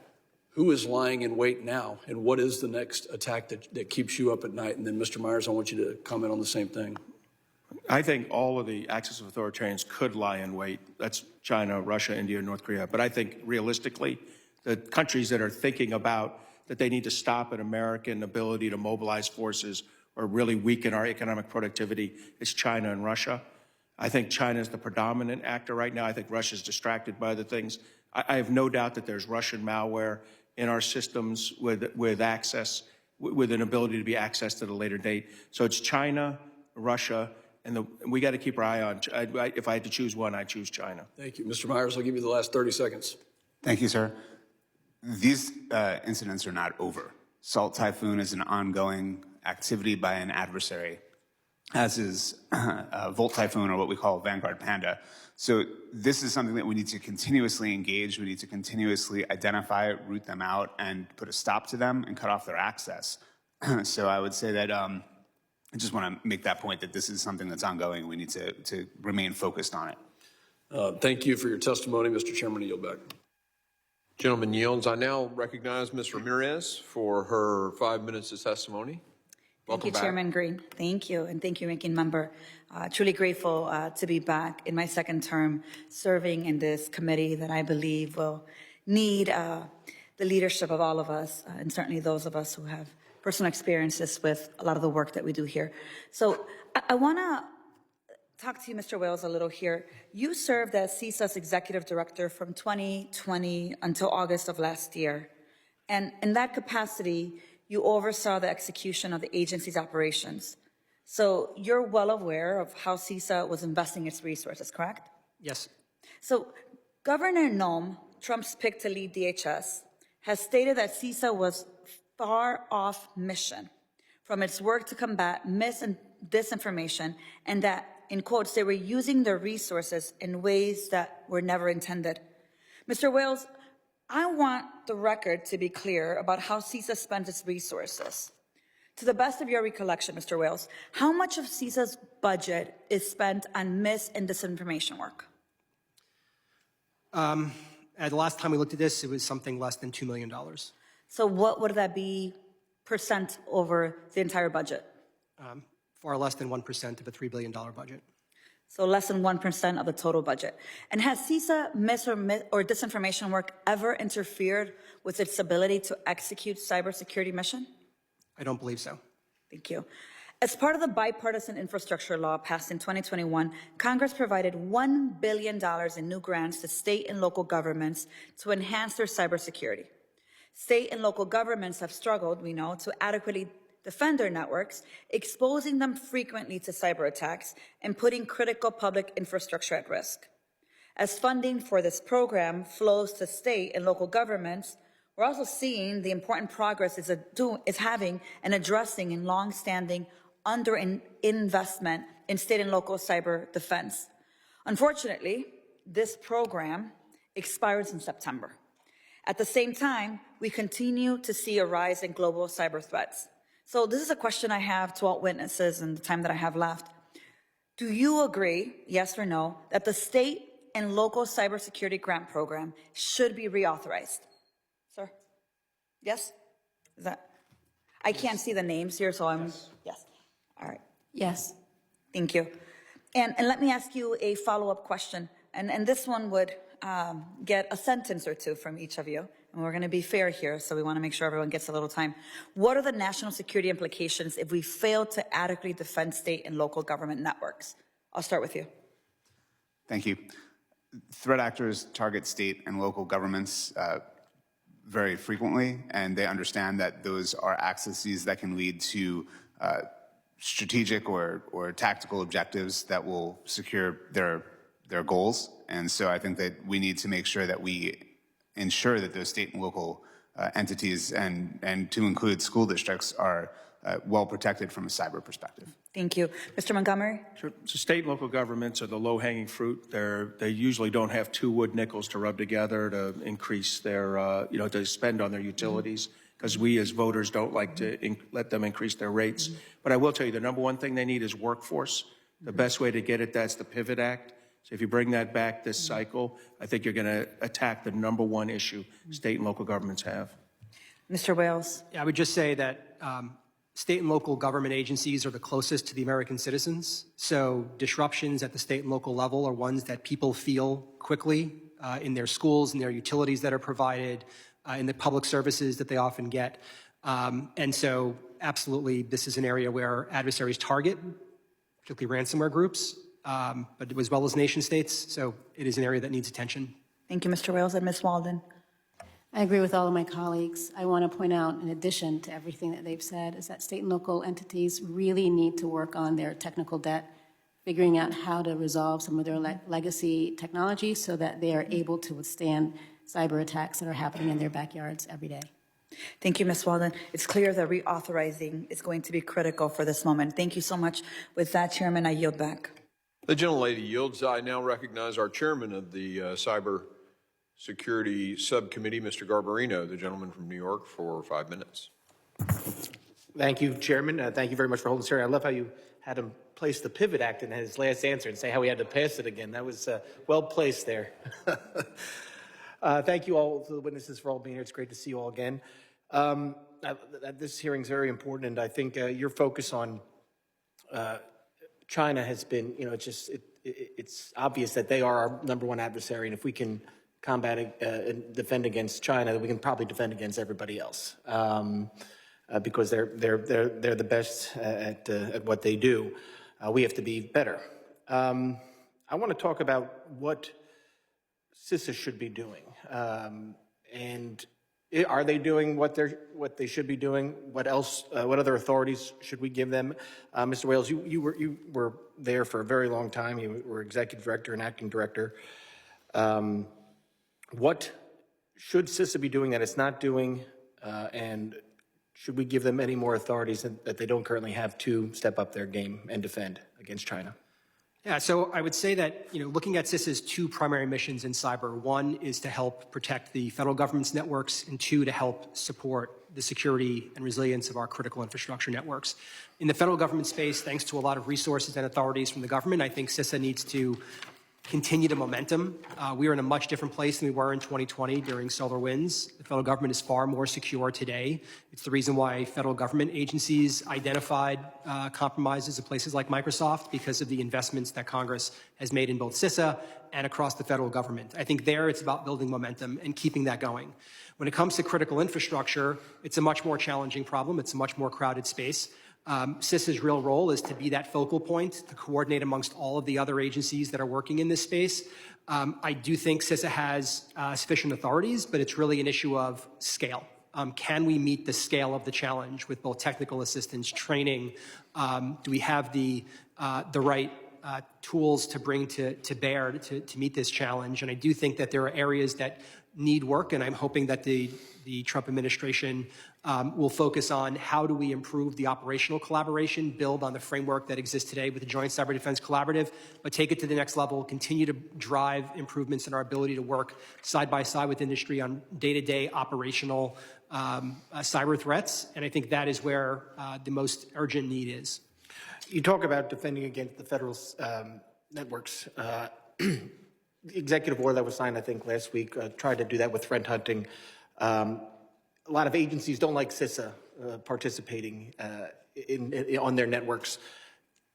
Does the executive order go far enough, or is it something we have to act legislatively to tell, and everybody can jump in here, to tell these agencies, hey, you have to let CISA do its job and so, threat hunt here? You know, this builds on authorities that Congress gave to CISA in the FY21 National Defense Authorization Act that gave them the ability to threat hunt on federal agencies without permission. That was important. Then supplemental funding allowed the deployment of endpoint detection and response technology that gave the security sensors the ability to actually hunt on. This executive order requires agencies to actually provide that sensor information to CISA that allows them to conduct that threat hunting. It is absolutely essential. That is the way that you spot adversary campaigns early. It is the way you look consistently across agencies, so you're not dependent upon the differences in capabilities at various agencies, the amount of staff, et cetera. So I do think that part of the executive order is strong. I don't necessarily know that they need additional legislative authority, but it is something that is going to be important for the next administration to continue to push agencies to ensure that CISA has the level of visibility it needs to conducting the threat hunting that gives you the cybersecurity outcomes that you want. Thank you. Ms. Walden, did you want to add something? It looked like you were getting ready to. And if you don't, that's fine. I have other questions. Okay. And you talked also, Mr. Wells, about information sharing, I think is what you were getting at between private and public sector when it comes to critical infrastructure, because 80% or 85% of critical infrastructure is controlled by private sector. Do we have that type of information sharing now? I don't think we do, and I think sometimes it happens well, and sometimes it doesn't happen very well. This is I've been talking about information sharing since I joined the department in 2005, for starting on counterterrorism, now in cyber. There is always ways that we can improve information sharing. It has improved dramatically over the past 8 years, but there is a long way to go. And it's also a question of, do you have the right private sector in the room? Are you sharing information at a speed at which it can be effective in the cybersecurity context? And are people capable of using that information to improve their security in real time? And I think there is a lot of work to do to make sure that that happens. Going both ways. And I'm out of time, but I did just want to say beforehand, Rear Admiral, your comments on continuation of the economy in your written statement is 100%, I think, on point. We directed the Biden administration to come up with a plan. They failed. And I think this is a huge thing that we need to work on with the Trump administration. We have to come up with a real continuation of the economy plan, just like Congress bipartisanly directed the administration to do. So with that, I yield back, Chairman. The gentleman yields. I now recognize Ms. Poe for 5 minutes of questioning. And welcome to the committee. Thank you. Thank you, Chairman Green and Ranking Member Thompson, for holding today's hearing. I am proud to be among the newest members of the Committee on Homeland Security. My North Jersey district is just across the river from New York City. So many constituents remember well the horrific, unprecedented terrorist attack that occurred there 2 decades ago. I take my appointment to this committee very seriously, and I am excited to work with my colleagues on both sides of the aisles and collaborate with stakeholders and experts to advance solutions to improve the safety and security of New Jersey and our nation. The Cybersecurity Information Sharing Act of 2015 is set to expire this year. Since its enactment 10 years ago, this law has created critical information sharing partnerships and collaboration between the government and the private sector. These relationships have enabled America to better respond to rapidly evolving cyber threats, making the country safer. To each of our four witnesses, can you please describe the benefit of the Cyber Information Sharing Act, but please detail, if you would, how would a lapse in this authority affect our nation's security? Mr. Myers or Ms. Walden? Okay. I can start. So the importance of the Cybersecurity Information Security Act, unfortunately the same name, acronym CISA 2015, is paramount, because what it does is it gives liability protections to industry to share with DHS and through CISA, to share amongst each other in order to be able to, at least at a minimum, get rid of the low-hanging fruit. They are allowed to share cyber threat indicators and defensive measures for a cybersecurity purpose. They are protected from FOIA. They're protected from antitrust litigation. They're protected from sunshine laws, and et cetera, and et cetera. This is key. This is a key underpinning law that enables the JCDC, for example, that enables other vulnerability assessments that take place, that enables us to be able, the government, to be able to interface with industry at the speed of data. Thank you. I would just add that most importantly, it provides assurance to the industry that they will be protected.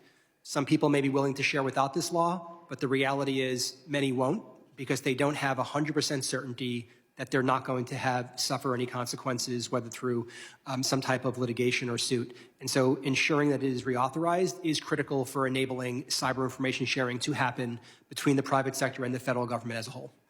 Thank you. I would support its reauthorization. I'd also remind that back 9 years ago, it was weakened significantly in the Senate before it was passed. I think you should take a look at strengthening the liability protections for the companies in that legislation.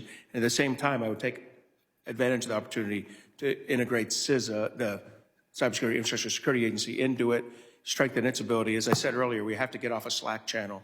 We have to get into we have to have authorized a system for actual speed of data transmission. And we've got to push the intelligence communities to figure out how to get that down to the unclassified level, so that there's a benefit and burden to this, to the private sector. They both benefit from much better intelligence from the government, and the burden is they've got to report what they're seeing and work closely with the government to pass on their information.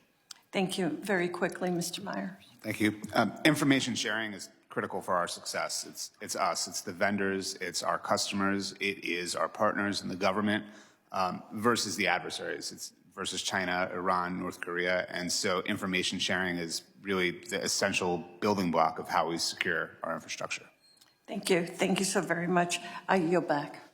The gentlelady yields. I now recognize the gentlelady from Georgia, Ms. Green, for 5 minutes of questioning. Thank you, Mr. Chairman.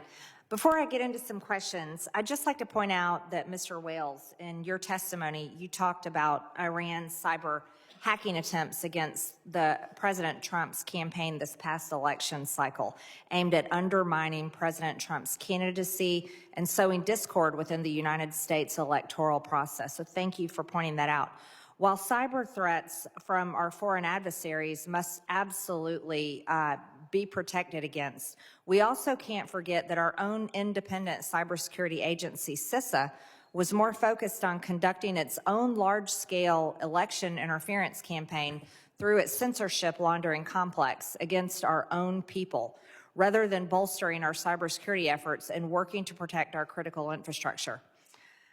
Just some brief stats. The average cost of a data breach in the U.S. amounts to $9.36 million, almost double that of the global average. As you, Mr. Montgomery, testified, the FBI received reports of $12.5 billion in cybercrime losses in the United States in 2023, an increase of nearly 20% over 2022, which is definitely alarming.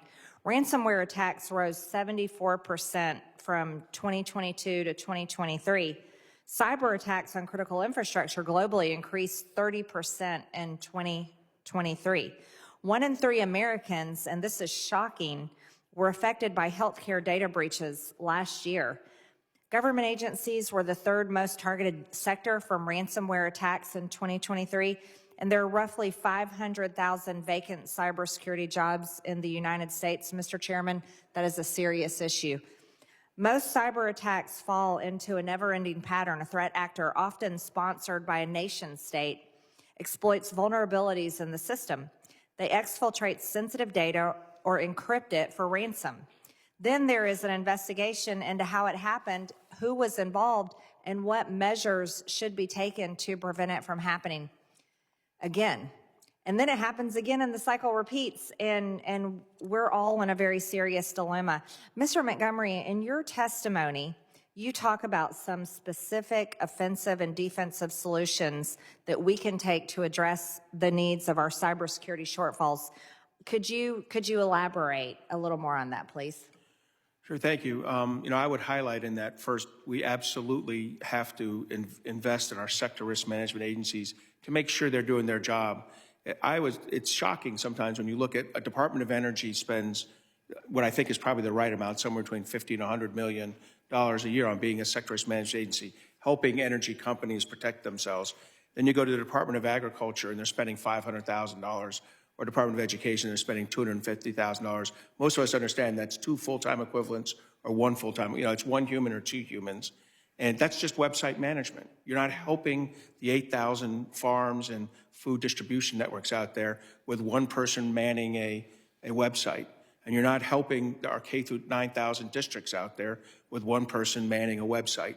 We need more consistent focus, leadership from the top down, cabinet members down, on cybersecurity as a responsibility they have as a cabinet member.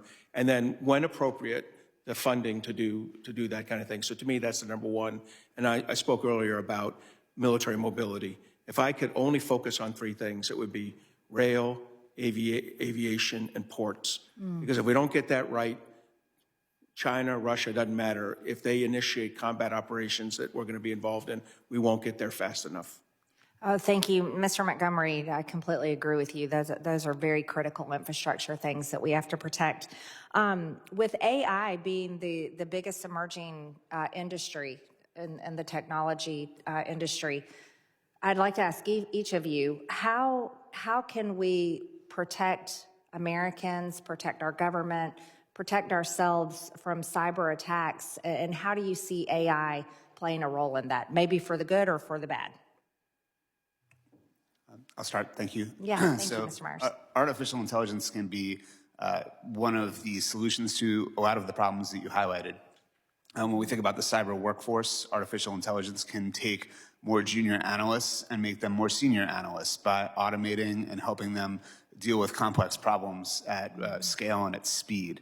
I'll also say that artificial intelligence in the security domain can be used to identify and quickly remediate these attacks. So there is a huge opportunity there. The one caution I'll say is that I think in the next 1 to 3 years, we'll be seeing more and more organizations and businesses employing their own artificial intelligence.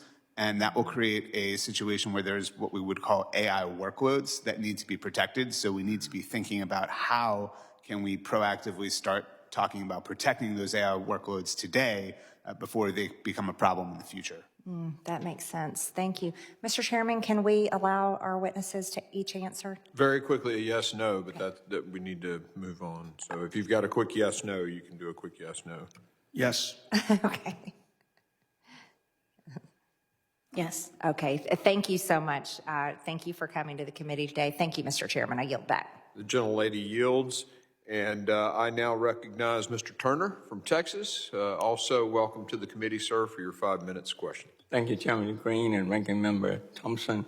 It's good to be with everyone. What I've noticed is that there are same running themes from each and every one of you. Let me just say that it's Mayor City of Houston. We face thousands of cyber threats every year. And cyber workforce, critical. The grants to state and local government, critical. And cities and states under constant attack. A coordinated approach, collaboration, all important. And that's why I'm a strong supporter of CISA. In fact, when it came into existence, we went thumbs up. Aviation, the port, utilities, our water systems are under constant threat. And as a mayor, that is something that kept me up every night. When we saw what happened in Atlanta, when the ransomware gangs took over, municipal police costing the city a great deal. We all tried to intensify our efforts, built layers and layers, but we simply didn't have enough money to do enough. So let me applaud each and every one of you, because each one of you said, I think Mr. Myers, the threat has increased 200, 300%. I think Rear Admiral, you indicated a persistent vulnerability that exists. Each one of you, same things over and over again. Let me just go directly to the Office of National Cybersecurity Director. Ms. Walden, during your time at ONCD, both as the Principal Deputy National Cyber Director and as Acting National Cyber Director, you were part of the development of this new office. How has the creation of ONCD strengthened our national cybersecurity, and what additional steps should the new administration take for a coordinated approach to cybersecurity across the federal government? Thank you. So the National Cyber Director's Office was created to provide strategic cybersecurity advice to the President so that, just as Admiral Montgomery said, we have some accountability and some responsibility from the very top all the way down. And that should be true in the federal government as well. And there were a couple of things that we sought to achieve. The first is to make sure that we have a more defensible, more resilient digital ecosystem. And that includes state and local entities. That means that we needed to do two things. One, shift cybersecurity risks so that it is not solely the burden of cities and counties and educators, and shift that so that it's more the burden of the federal government, of large enterprises, of producers, et cetera. And then, with that residual risk, once we buy it down, to build in resilience, not just in the technology, but the technology is important. The backbone of the internet, Salt Typhoon showed us, is important, but in the workforce, and the people, and the ability to be able to maintain all the new technology, and doctrinally, who's in charge of what, when, and how. So that the work that we did there came with it, that strategic work came with it a full action plan. And that full action plan allowed each department and agency to take on responsibility for a particular provision of that strategy that allowed state and local governments to plug in, that allowed companies to plug in and to move the needle forward. That was the strength of the National Cyber Director's Office. And I'll point out, the National Cyber Director was able to, with the Office of Management and Budget, prioritize for federal departments and agencies how to ask for federal funding in order to be able to pursue that mission. That kind of central activity within the White House was important in the last administration, and I see it going forward. Thank you. And Mr. Montgomery, in your role with the Cyberspace Solarium Commission, you advocated for the creation of ONCD. What success have you seen from this new office, and how important is it that the new administration empower ONCD going forward? Well, look, I think Kemba did a great job as acting National Cyber Director, and I think as did Chris Inglis and Harry Coker as National Cyber Directors. So I think the most important things are the budget control. In the end, we all know resources are what drive things. So maintaining that budget control. What I wish they could do is expand it to make sure that the sector risk management agency functions are being paid for. The second thing I think they're really good at is the workforce. Protecting those. So again, they'll be critical when we do get the Pivot Act passed. And the third thing I think they're most important for is getting this harmonization of regulation. We've got to reduce the regulation on our industries. And so I think if they're able to do all three of those things, the next administration's National Cyber Director will be successful. Thank you very much. I yield back. Gentleman yields. I now recognize Mr. Luttrell from Texas for his 5 minutes of questioning. Thank you, Mr. Chairman. Admiral, I've got a small nursing home that's located in one of my little small towns in my district, and they had a cyber attack. And we called in CISA. We started going through checking the boxes, and the FBI came in. And what ended up happening is when the FBI came on board and CISA were working in parallel with each other, it turned into a proverbial fist fight, who was in charge. And as this thing kind of inched along, the result was that the nursing home didn't get any results. And you mentioned earlier, if you follow the chain of command, there inevitably has to be one leader, one person in charge. And the net has been cast out very wide, given just kind of the proverbial threat when it comes to cyber risk, cyber threat, cyber attacks. Can you give me some refinement on the best course of action on how to decrease that problem set? First, thanks for bringing that up. And I think you highlight that rural healthcare right now and small healthcare facilities are probably the greatest risk we have in the utility area. And the reason I say that is that if they get a ransomware attack, most of them have about 5 or 6 weeks of float.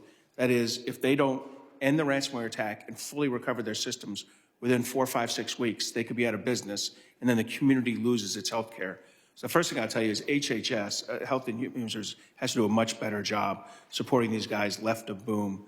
And one of the things we're pushing hard there is like a fractional CISO program. What that means is I guarantee that hospital that you're talking about or clinic could not afford a full-time CISO to prevent this ransomware and recover from it. Correct. What we need to do is have a program where they can access a pot of CISOs who come in, who've done ransomware hundreds of times, help that hospital get back on its feet and recover, not just pay the ransomware. That's the easy part. It's restructuring the systems. But you need specific CISOs to do that. But you could only afford about 10 days of that CISO, not 365 days of his or her $400,000 salary. So to do this, we need a virtual fractional CISO program for rural healthcare. So that's the first thing I do. That stuff you'd plan left of boom. Once and you're asking me about the cluster that was right of boom. Yes, sir. That cluster right of boom that starts with the White House. That starts with the National Security Memorandum that clearly states who's responsible and who's in charge. Now, at a very localized one like that, it can be done by, there'll be some who have a better regional footprint. But a larger one, it's clearly to me, it's CISA. But you have to have a rule set for it, just like you and I had rule sets operating in the Navy. And with that kind of like structured command, I think we're going to continue to have failures like you saw. But I would say there's things we can do left of boom to prevent these from being the small business killing events that they are. Yeah, because that facility was networked. So not only did it touch them all, it took them to a knee. And thank you for that. Ms. Walden, I thought your opening statement was amazing, very point-driven, and I appreciate that. You were digital crimes unit, you oversaw digital crimes unit. Can you give me some background and flying information on exactly what that entailed? Because where I'm going with this is, we talk about Russia, China, Iran, North Korea, but make no mistake about it, there's some proverbial bad actors in the continental United States as well.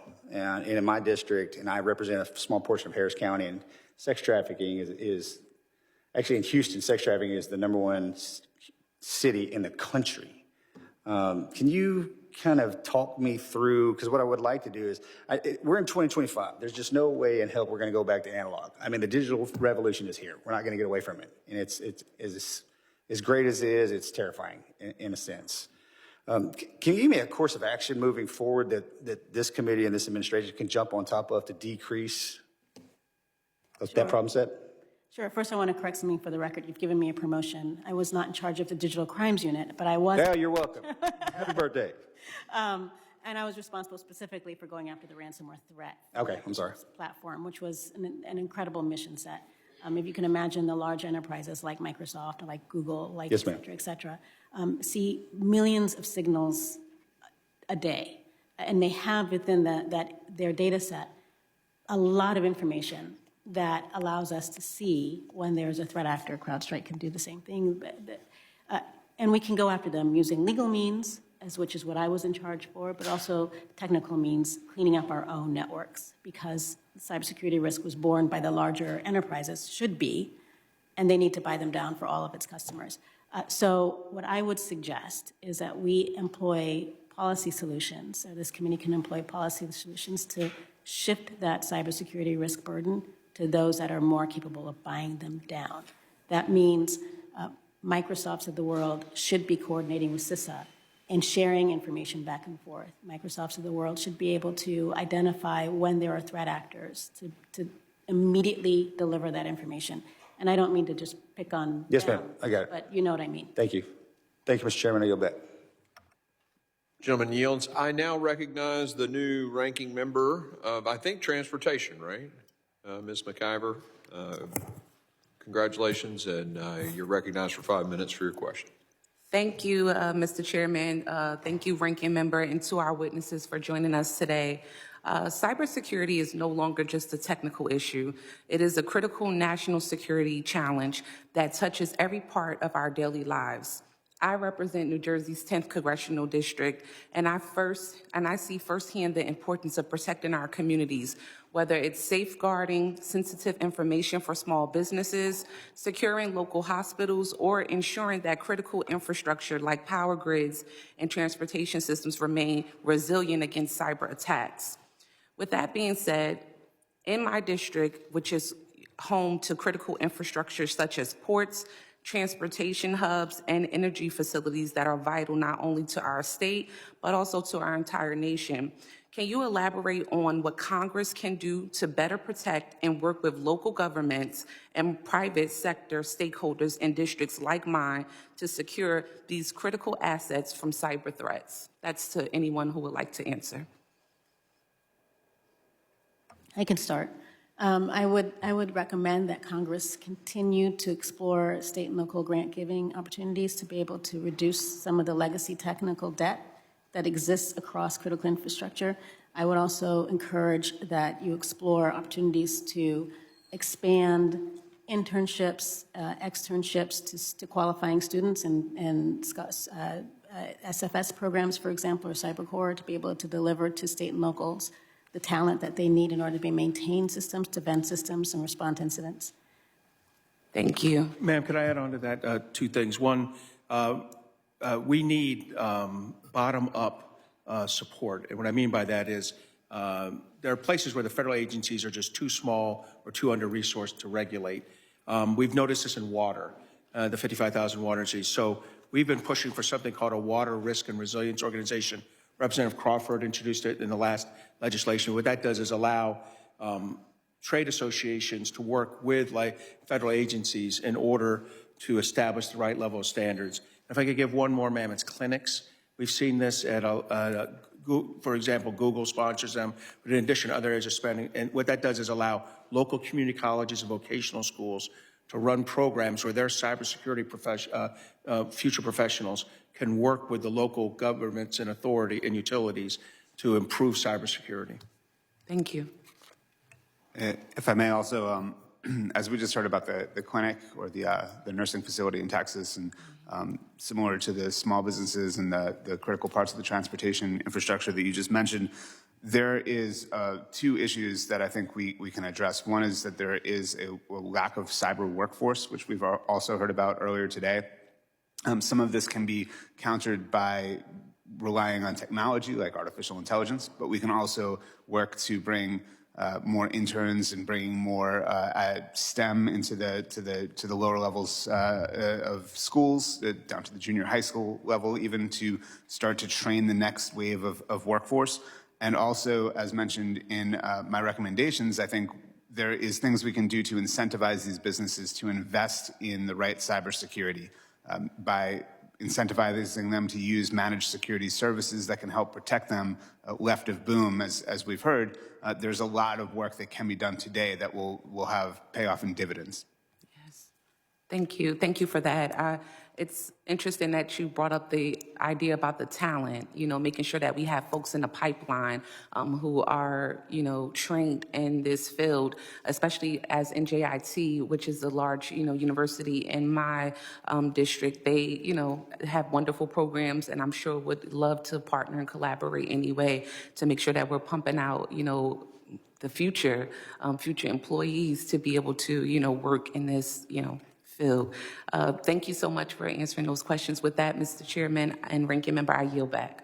Thank you. The gentlewoman yields. I'd like to thank Chairman Green, Ranking Member Thompson, and our witnesses for being here today. I'd like to recognize myself for 5 minutes. As my colleagues have discussed the threats of our nation's security and how it has evolved over time, becoming more sophisticated and in many cases more dangerous. Most alarming is the ability of cyber adversaries to cause chaos without even stepping foot on American soil. We have seen reports of adversarial nations, state hackers such as China and North Korea working together to conduct ransomware attacks against global infrastructure. I saw it firsthand as the chairman of the Madison County Commission in Huntsville, Alabama, creating total chaos. And you think about a multi-million-dollar option that we ended up rebuilding our system more cost-effective than paying ransomware. Mr. Montgomery, are you concerned about the cooperation among cyber actors who use the same tactics? I am. I'm not as concerned about the axis of aggressors yet sharing tools with each other like we see with North Korea providing munitions or troops to Russia and Ukraine. I am, though, worried that the sophisticated nation-state tools are becoming increasingly available to non-state actors and criminal actors, both in the United States and overseas. I mean, it's not lost on us that Russia's ransomware went down. Russia's ransomware attacks against the rest of the world went down for 3 months after the invasion of Ukraine, because those same ransomware criminals were actually nation-state actors and started to attack Ukraine instead of attack U.S. companies. That's since returned with a vengeance. But what it means is that the nation-state and the criminal actors share tools pretty effectively, and that makes it much tougher on our companies. Thank you. Although all cyber actors have their own objectives, there's one goal they share, and that's harming the United States of America. Mr. Montgomery, do you foresee the emergence of a cyber axis of evil? Why or why not? So as I just mentioned, I do think you're seeing it with the criminal actors starting to get tools that the nation-state actors have. Do I think over time they'll share? Yes. If you'd asked me as a military officer 10 years ago, would North Korea send troops to Ukraine? I'd have said no. Would North Korea give up 20 or 30% of its artillery to the Russians? No. The rules have changed. The axis of authoritarians are clearly operating in a much more integrated and aggressive way.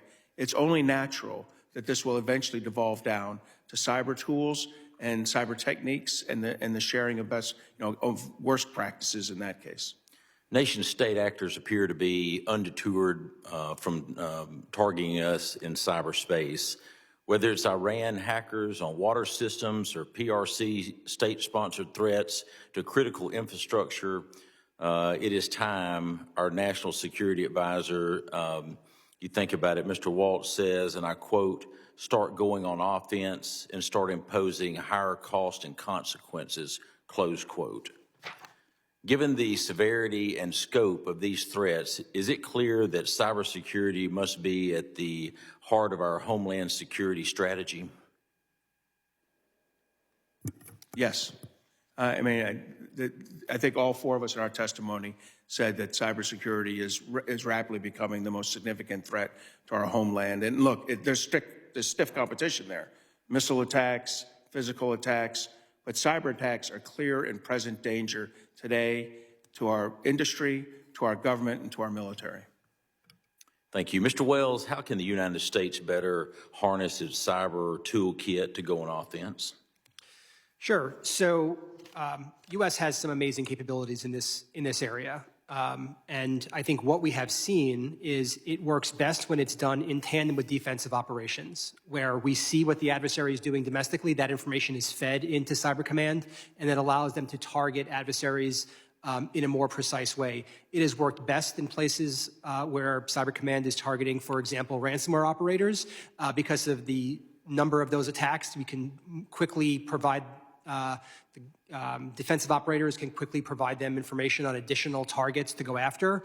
But we need to find ways to make sure that that integration is happening so that what they're learning overseas is being fed to defensive operators, and what defensive operators are learning here is being fed into offensive operations. Thank you. Thank you all. The gentleman from Tennessee is recognized for 5 minutes. Thank you, Mr. Chairman. Admiral Montgomery, you note that Iran, and specifically the Iranian Revolutionary Guard Corps, is aggressive in its cyber attacks of Israeli networks. They're also among the primary threats to our networks here.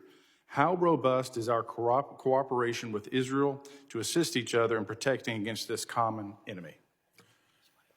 Yeah, thanks for asking that because, Congress did pass an act directing increased and improved cybersecurity cooperation between the United States and Israel about 4 years ago, and we've seen significant improvements. I would say there's tiers of cooperation. Probably the top tier is the United States and the United Kingdom. Through Five Eyes, we have an extensive level, a very integrated level of cooperation, both in cyber and cryptographic intelligence sharing.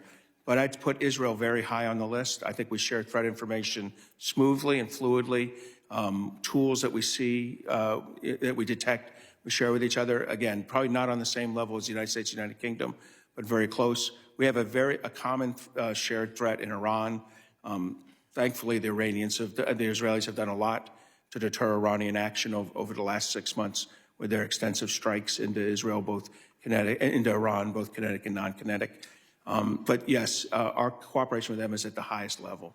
I was going to say, I think arguably Israel is in some ways our eyes and ears on the ground, and arguably the roughest neighborhood in the world. And so as you look at our relationship with the United Kingdom, what could or should we be doing with Israel to increase that partnership, understanding we have that common and shared enemy? So I do think that there's probably a level of classification that we can increase ourselves, of sharing, that we could increase ourselves to even higher. But I would say, I think we do a very good job. And frankly, the Israelis do a great job providing information to us on what they see. Look, this is an alliance in all but, paper. We share information closely. We share a common threat. We provide weapons to Israel in a very useful way.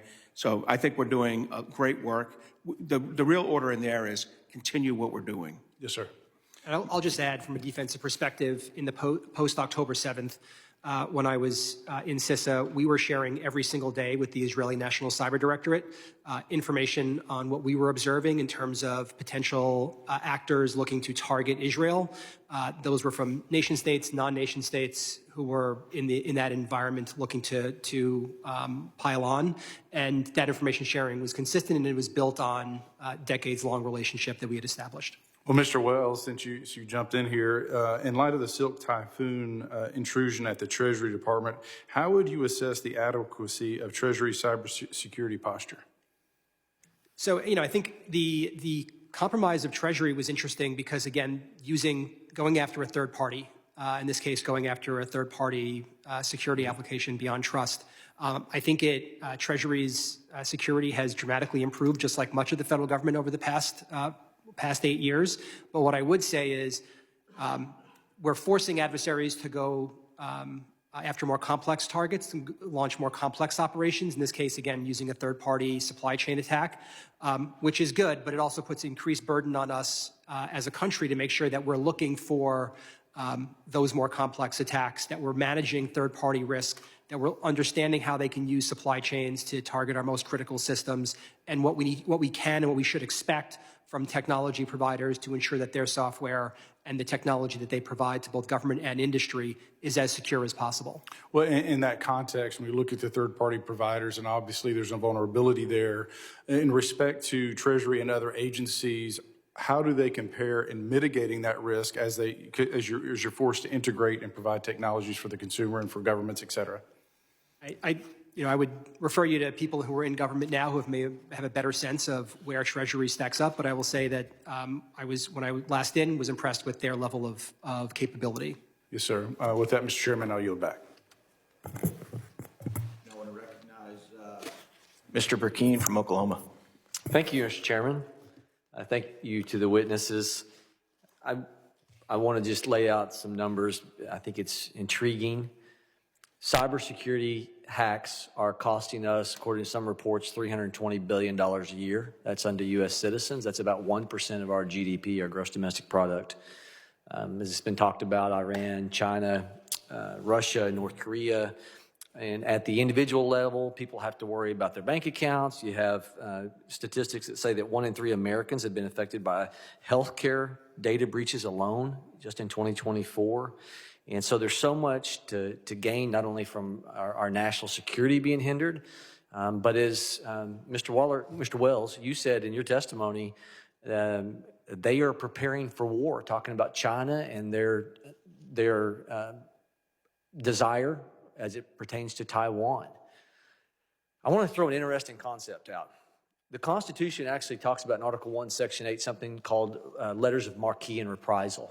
This is something that's not I alone am talking about. This is something that goes back to even legislation that was filed a few years ago. And if you think about when you all have been talking about we've got to go on the offensive, we all recognize we've got a massive debt. There's a limitation to how much we can spend. And throughout our nation's history, letters of marque and reprisal were the opportunity for people that, knowing that private entities were being attacked, our government would issue very limited in scope information for private entities to go out and be able to capture, to hack back, and it was applied to this scenario, versus waiting on government to respond. Sometimes if you're a security firm trying to defend a private company, and as the saying goes, in terms of companies right now, there's two types of companies in this world, those that have been hacked and those that will be hacked. There's a delay. Why would we not empower the free market to hack back under very specified, regulated rules, constitutional in every manner, letters of marque and reprisal, go on the offense, and employ what we know are really intelligent people in the technology entity, and we make it hard for people to want to go after America. That they know that if they hack Americans under these very specific details, having to identify where the hack came from, that CISA could be involved with, we immediately hit back, and it is a great deterrent for aggression from foreign nations. I've got about 2 minutes left. Who would like to speak to that? Well, I'll start only because I'm from the Navy, and the last the last ship seizure was, I think, by the Navy in World War II under a similar theory. What I'll say is, I would prefer that we actually developed a cyber force that could do this, where we were robust enough. So I first have to acknowledge that the right long-term answer, just like it was with special forces after 9/11, was to grow our special forces to be the force we needed. In the short term, on occasion, you may need to use contractors to bridge yourself to that point. But I think the long-term preference is that we have military actors. Now, to get at your point, those military actors in a cyber force don't have to be wearing a uniform. And we don't have to recruit people that look like Chairman Crane looked like when he first joined the Navy. They can be a little overweight. They can have an unusual drug usage recently. I've got limited time. So I would say I would go for that. In the absence of that, we need to look at the use of contractor elements to do this. I would not go to independent companies. All right, let me, because this has been cited. People say, well, that you would open up the Wild West. It's already the Wild West already. And somebody would say, well, you don't know what would happen if you did that. Don't you think that's what the founding era, when they issued letters of marque and reprisal, had to worry about, is somebody unintentionally that shouldn't be impacted? Of course they did. So for anybody that says there's a risk to this, you're right. But our founders knew on open waters there was the same amount of risk. The problem is, I contend, we're in a place where we think government is the solution to everything, and that's why we have a $36 trillion gross national debt. And we've got a limitation on fiscal resources. I love what you're saying. Some of you come from a government background, but maybe we don't need to just be looking at the status quo. Our founding fathers knew there were risks with this, but they put it in our Constitution, and they were brilliant. Anybody else want to talk about this? Agreeing with Mr. Montgomery here, I would caution that there is higher potential collateral damage as a result of uncoordinated. Can I interrupt you? Is there anybody who's willing to think outside the box on this? Not from a government background. Do you not think the founding fathers also thought this thing through and knew, it could be dangerous to empower privateers to go do this? But they did it. Think about Dunkirk. There's a time when government can't solve all your problems, and they ask 800 boats to go help out. Dunkirk would have been a collapse absent utilizing the free market.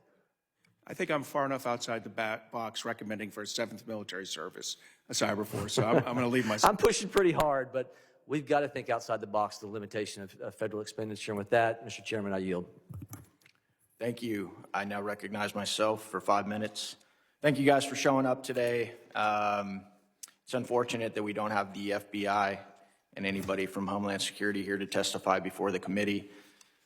You guys have all discussed numerous attempts to and even successfully infiltrate by our adversaries to hack into our critical infrastructure. We've been talking about our healthcare system today, the power grid, water infrastructure, corporate infrastructure, federal agencies, et cetera.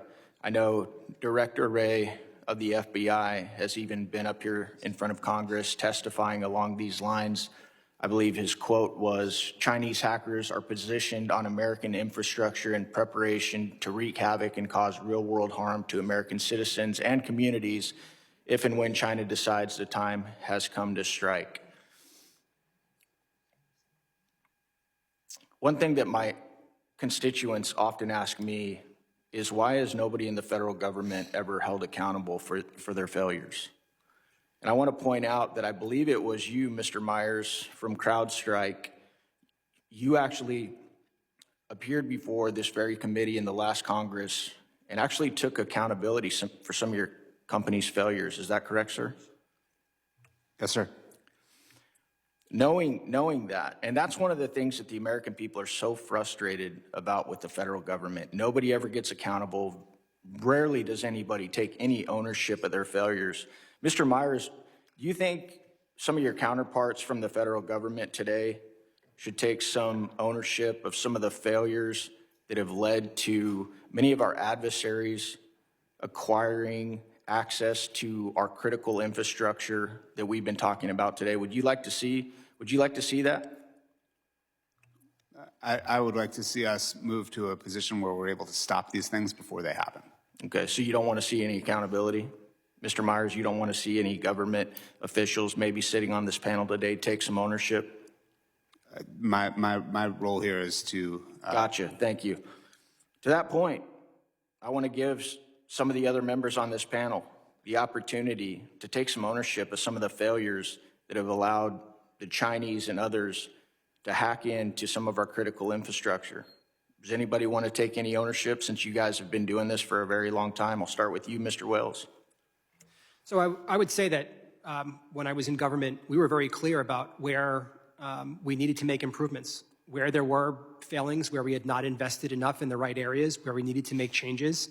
I would say if I look back at, because I was acting director at the time, as the SolarWinds campaign had emerged, was discovered, we identified that the federal government for too long had overinvested in some areas of network security and underinvested in endpoint monitoring. Came to Congress and said, we need new authorities to do this. We need additional funding. Here is how we fix these problems because we were not in the right place. And since then, we have made dramatic improvements in the overall level of security. So I think where we've needed to be honest about the lack of capability in certain areas that has allowed certain attacks to happen, we've been clear about that. Ms. Walden, how about you?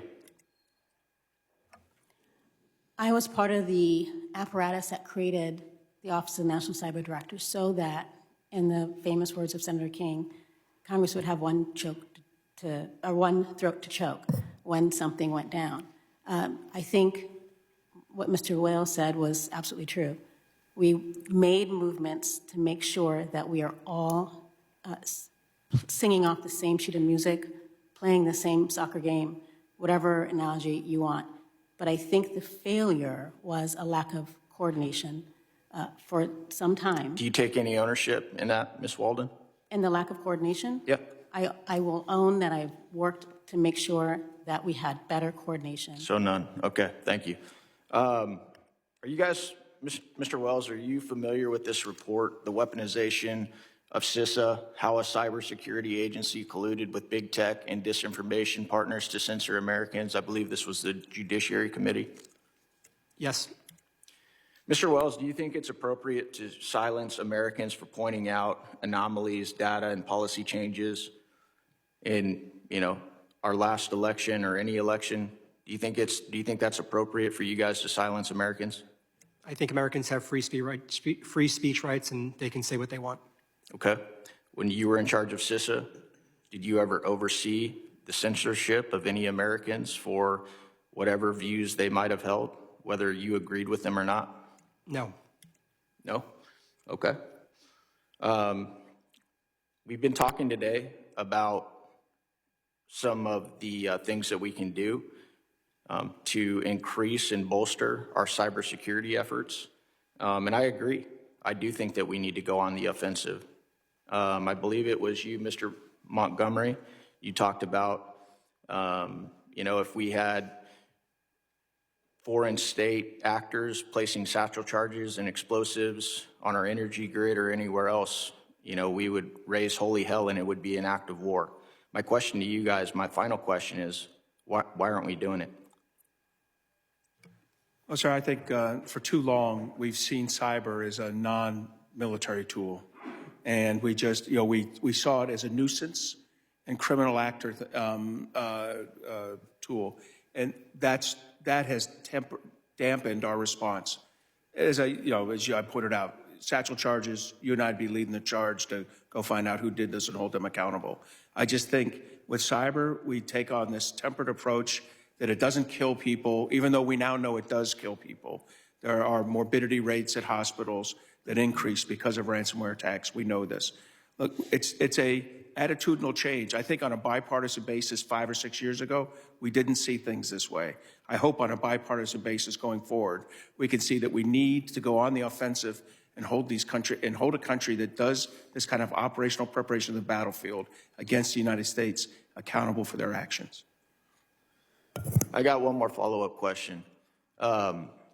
Mr. Wells, if you weren't censoring American citizens in CISA, why was it going on?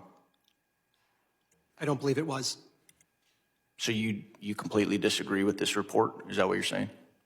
Yes. And you're under oath today? Yes. Okay, thank you. I yield back. The real chairman is now back.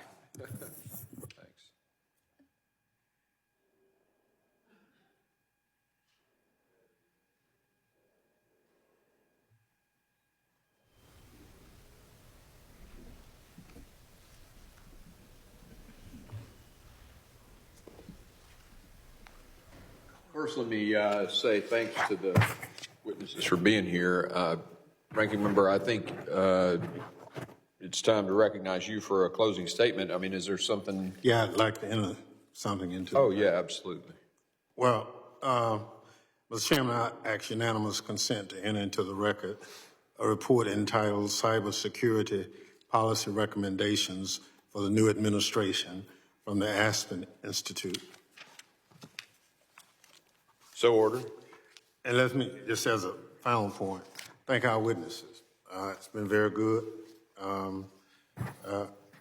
We're almost on track, but we're getting there. I want you all to work with us.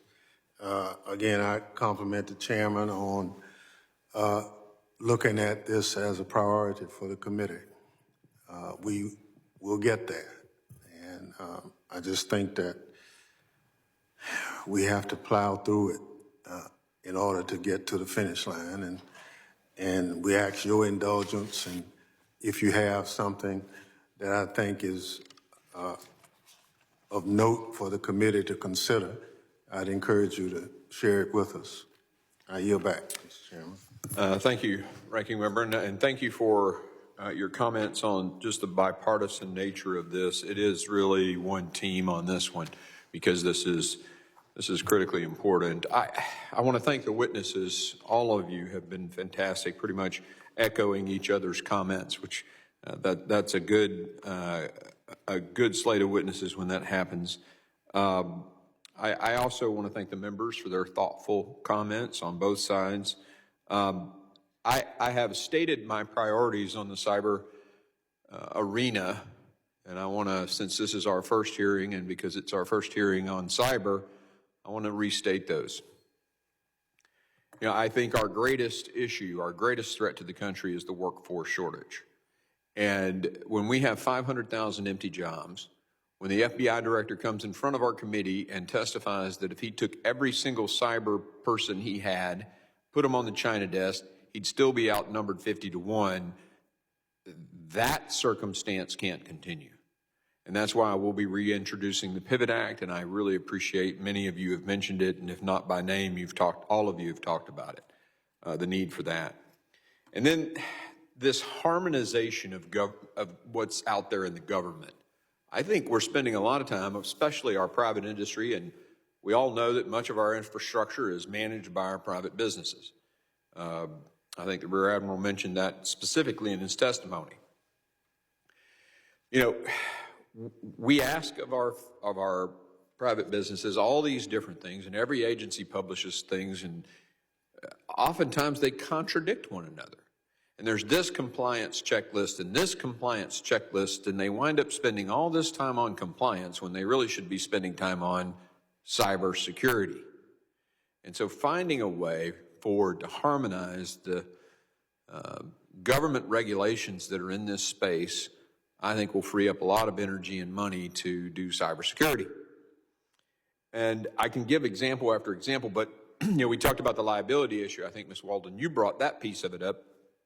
You know, on the one hand, we're granting one group liability, and then the SEC is telling people, yeah, okay, it takes 7 days to repair a breach, but you have to tell your shareholders and make it a public announcement in 4 days. Well, why would you announce in 4 days that you got a breach when it takes 7 to fix it? You know, just some of this stuff that's coming out of the bureaucracy and maybe even out of Congress too, just has to be harmonized and synchronized, and that's my second priority. My third priority is we've got to rethink, and this is why I asked each of you this, and I'm reiterating my question for your written feedback on how we address the economic models in the production of our software and our technology, because first to market is creating vulnerabilities that are costing the government, right, as a vendor, and costing private industry billions of dollars a year. And we have to get to a place, I don't know if it's certification. I don't know. There are multiple courses of action here. Liability could be one. I mean, I know the businesses don't want to hear that, right, Mr. Myers? It's okay. It's my turn.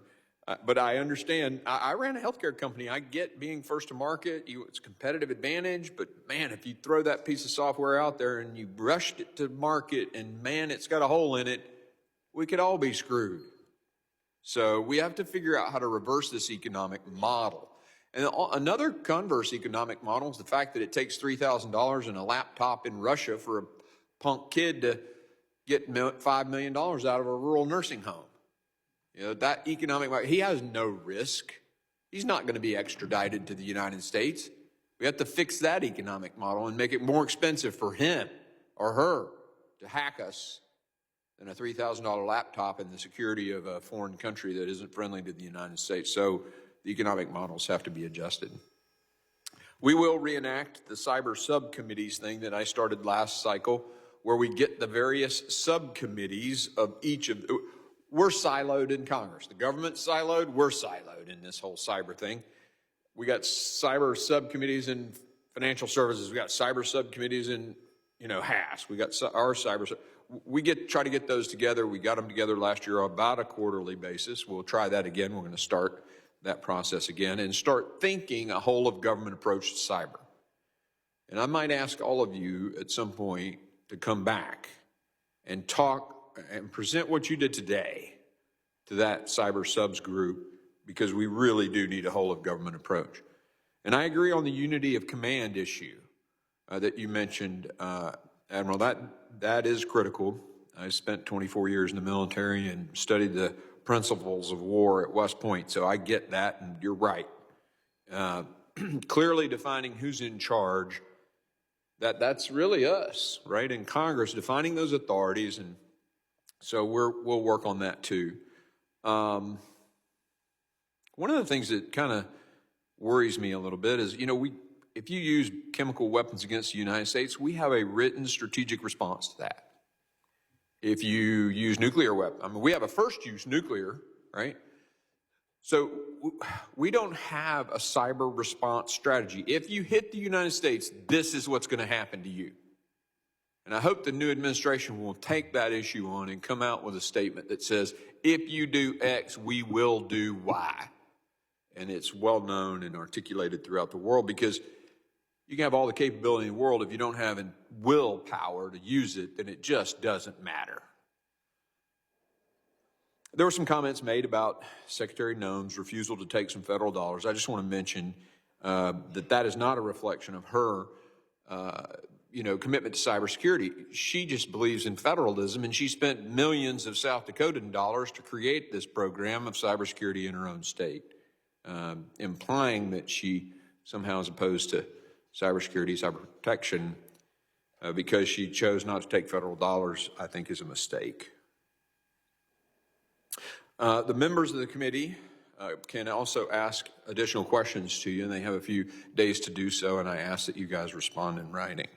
Pursuant to Committee Rule 7D, the hearing record will be held open for such for 10 days. Thank you again, and without objection, this committee stands adjourned.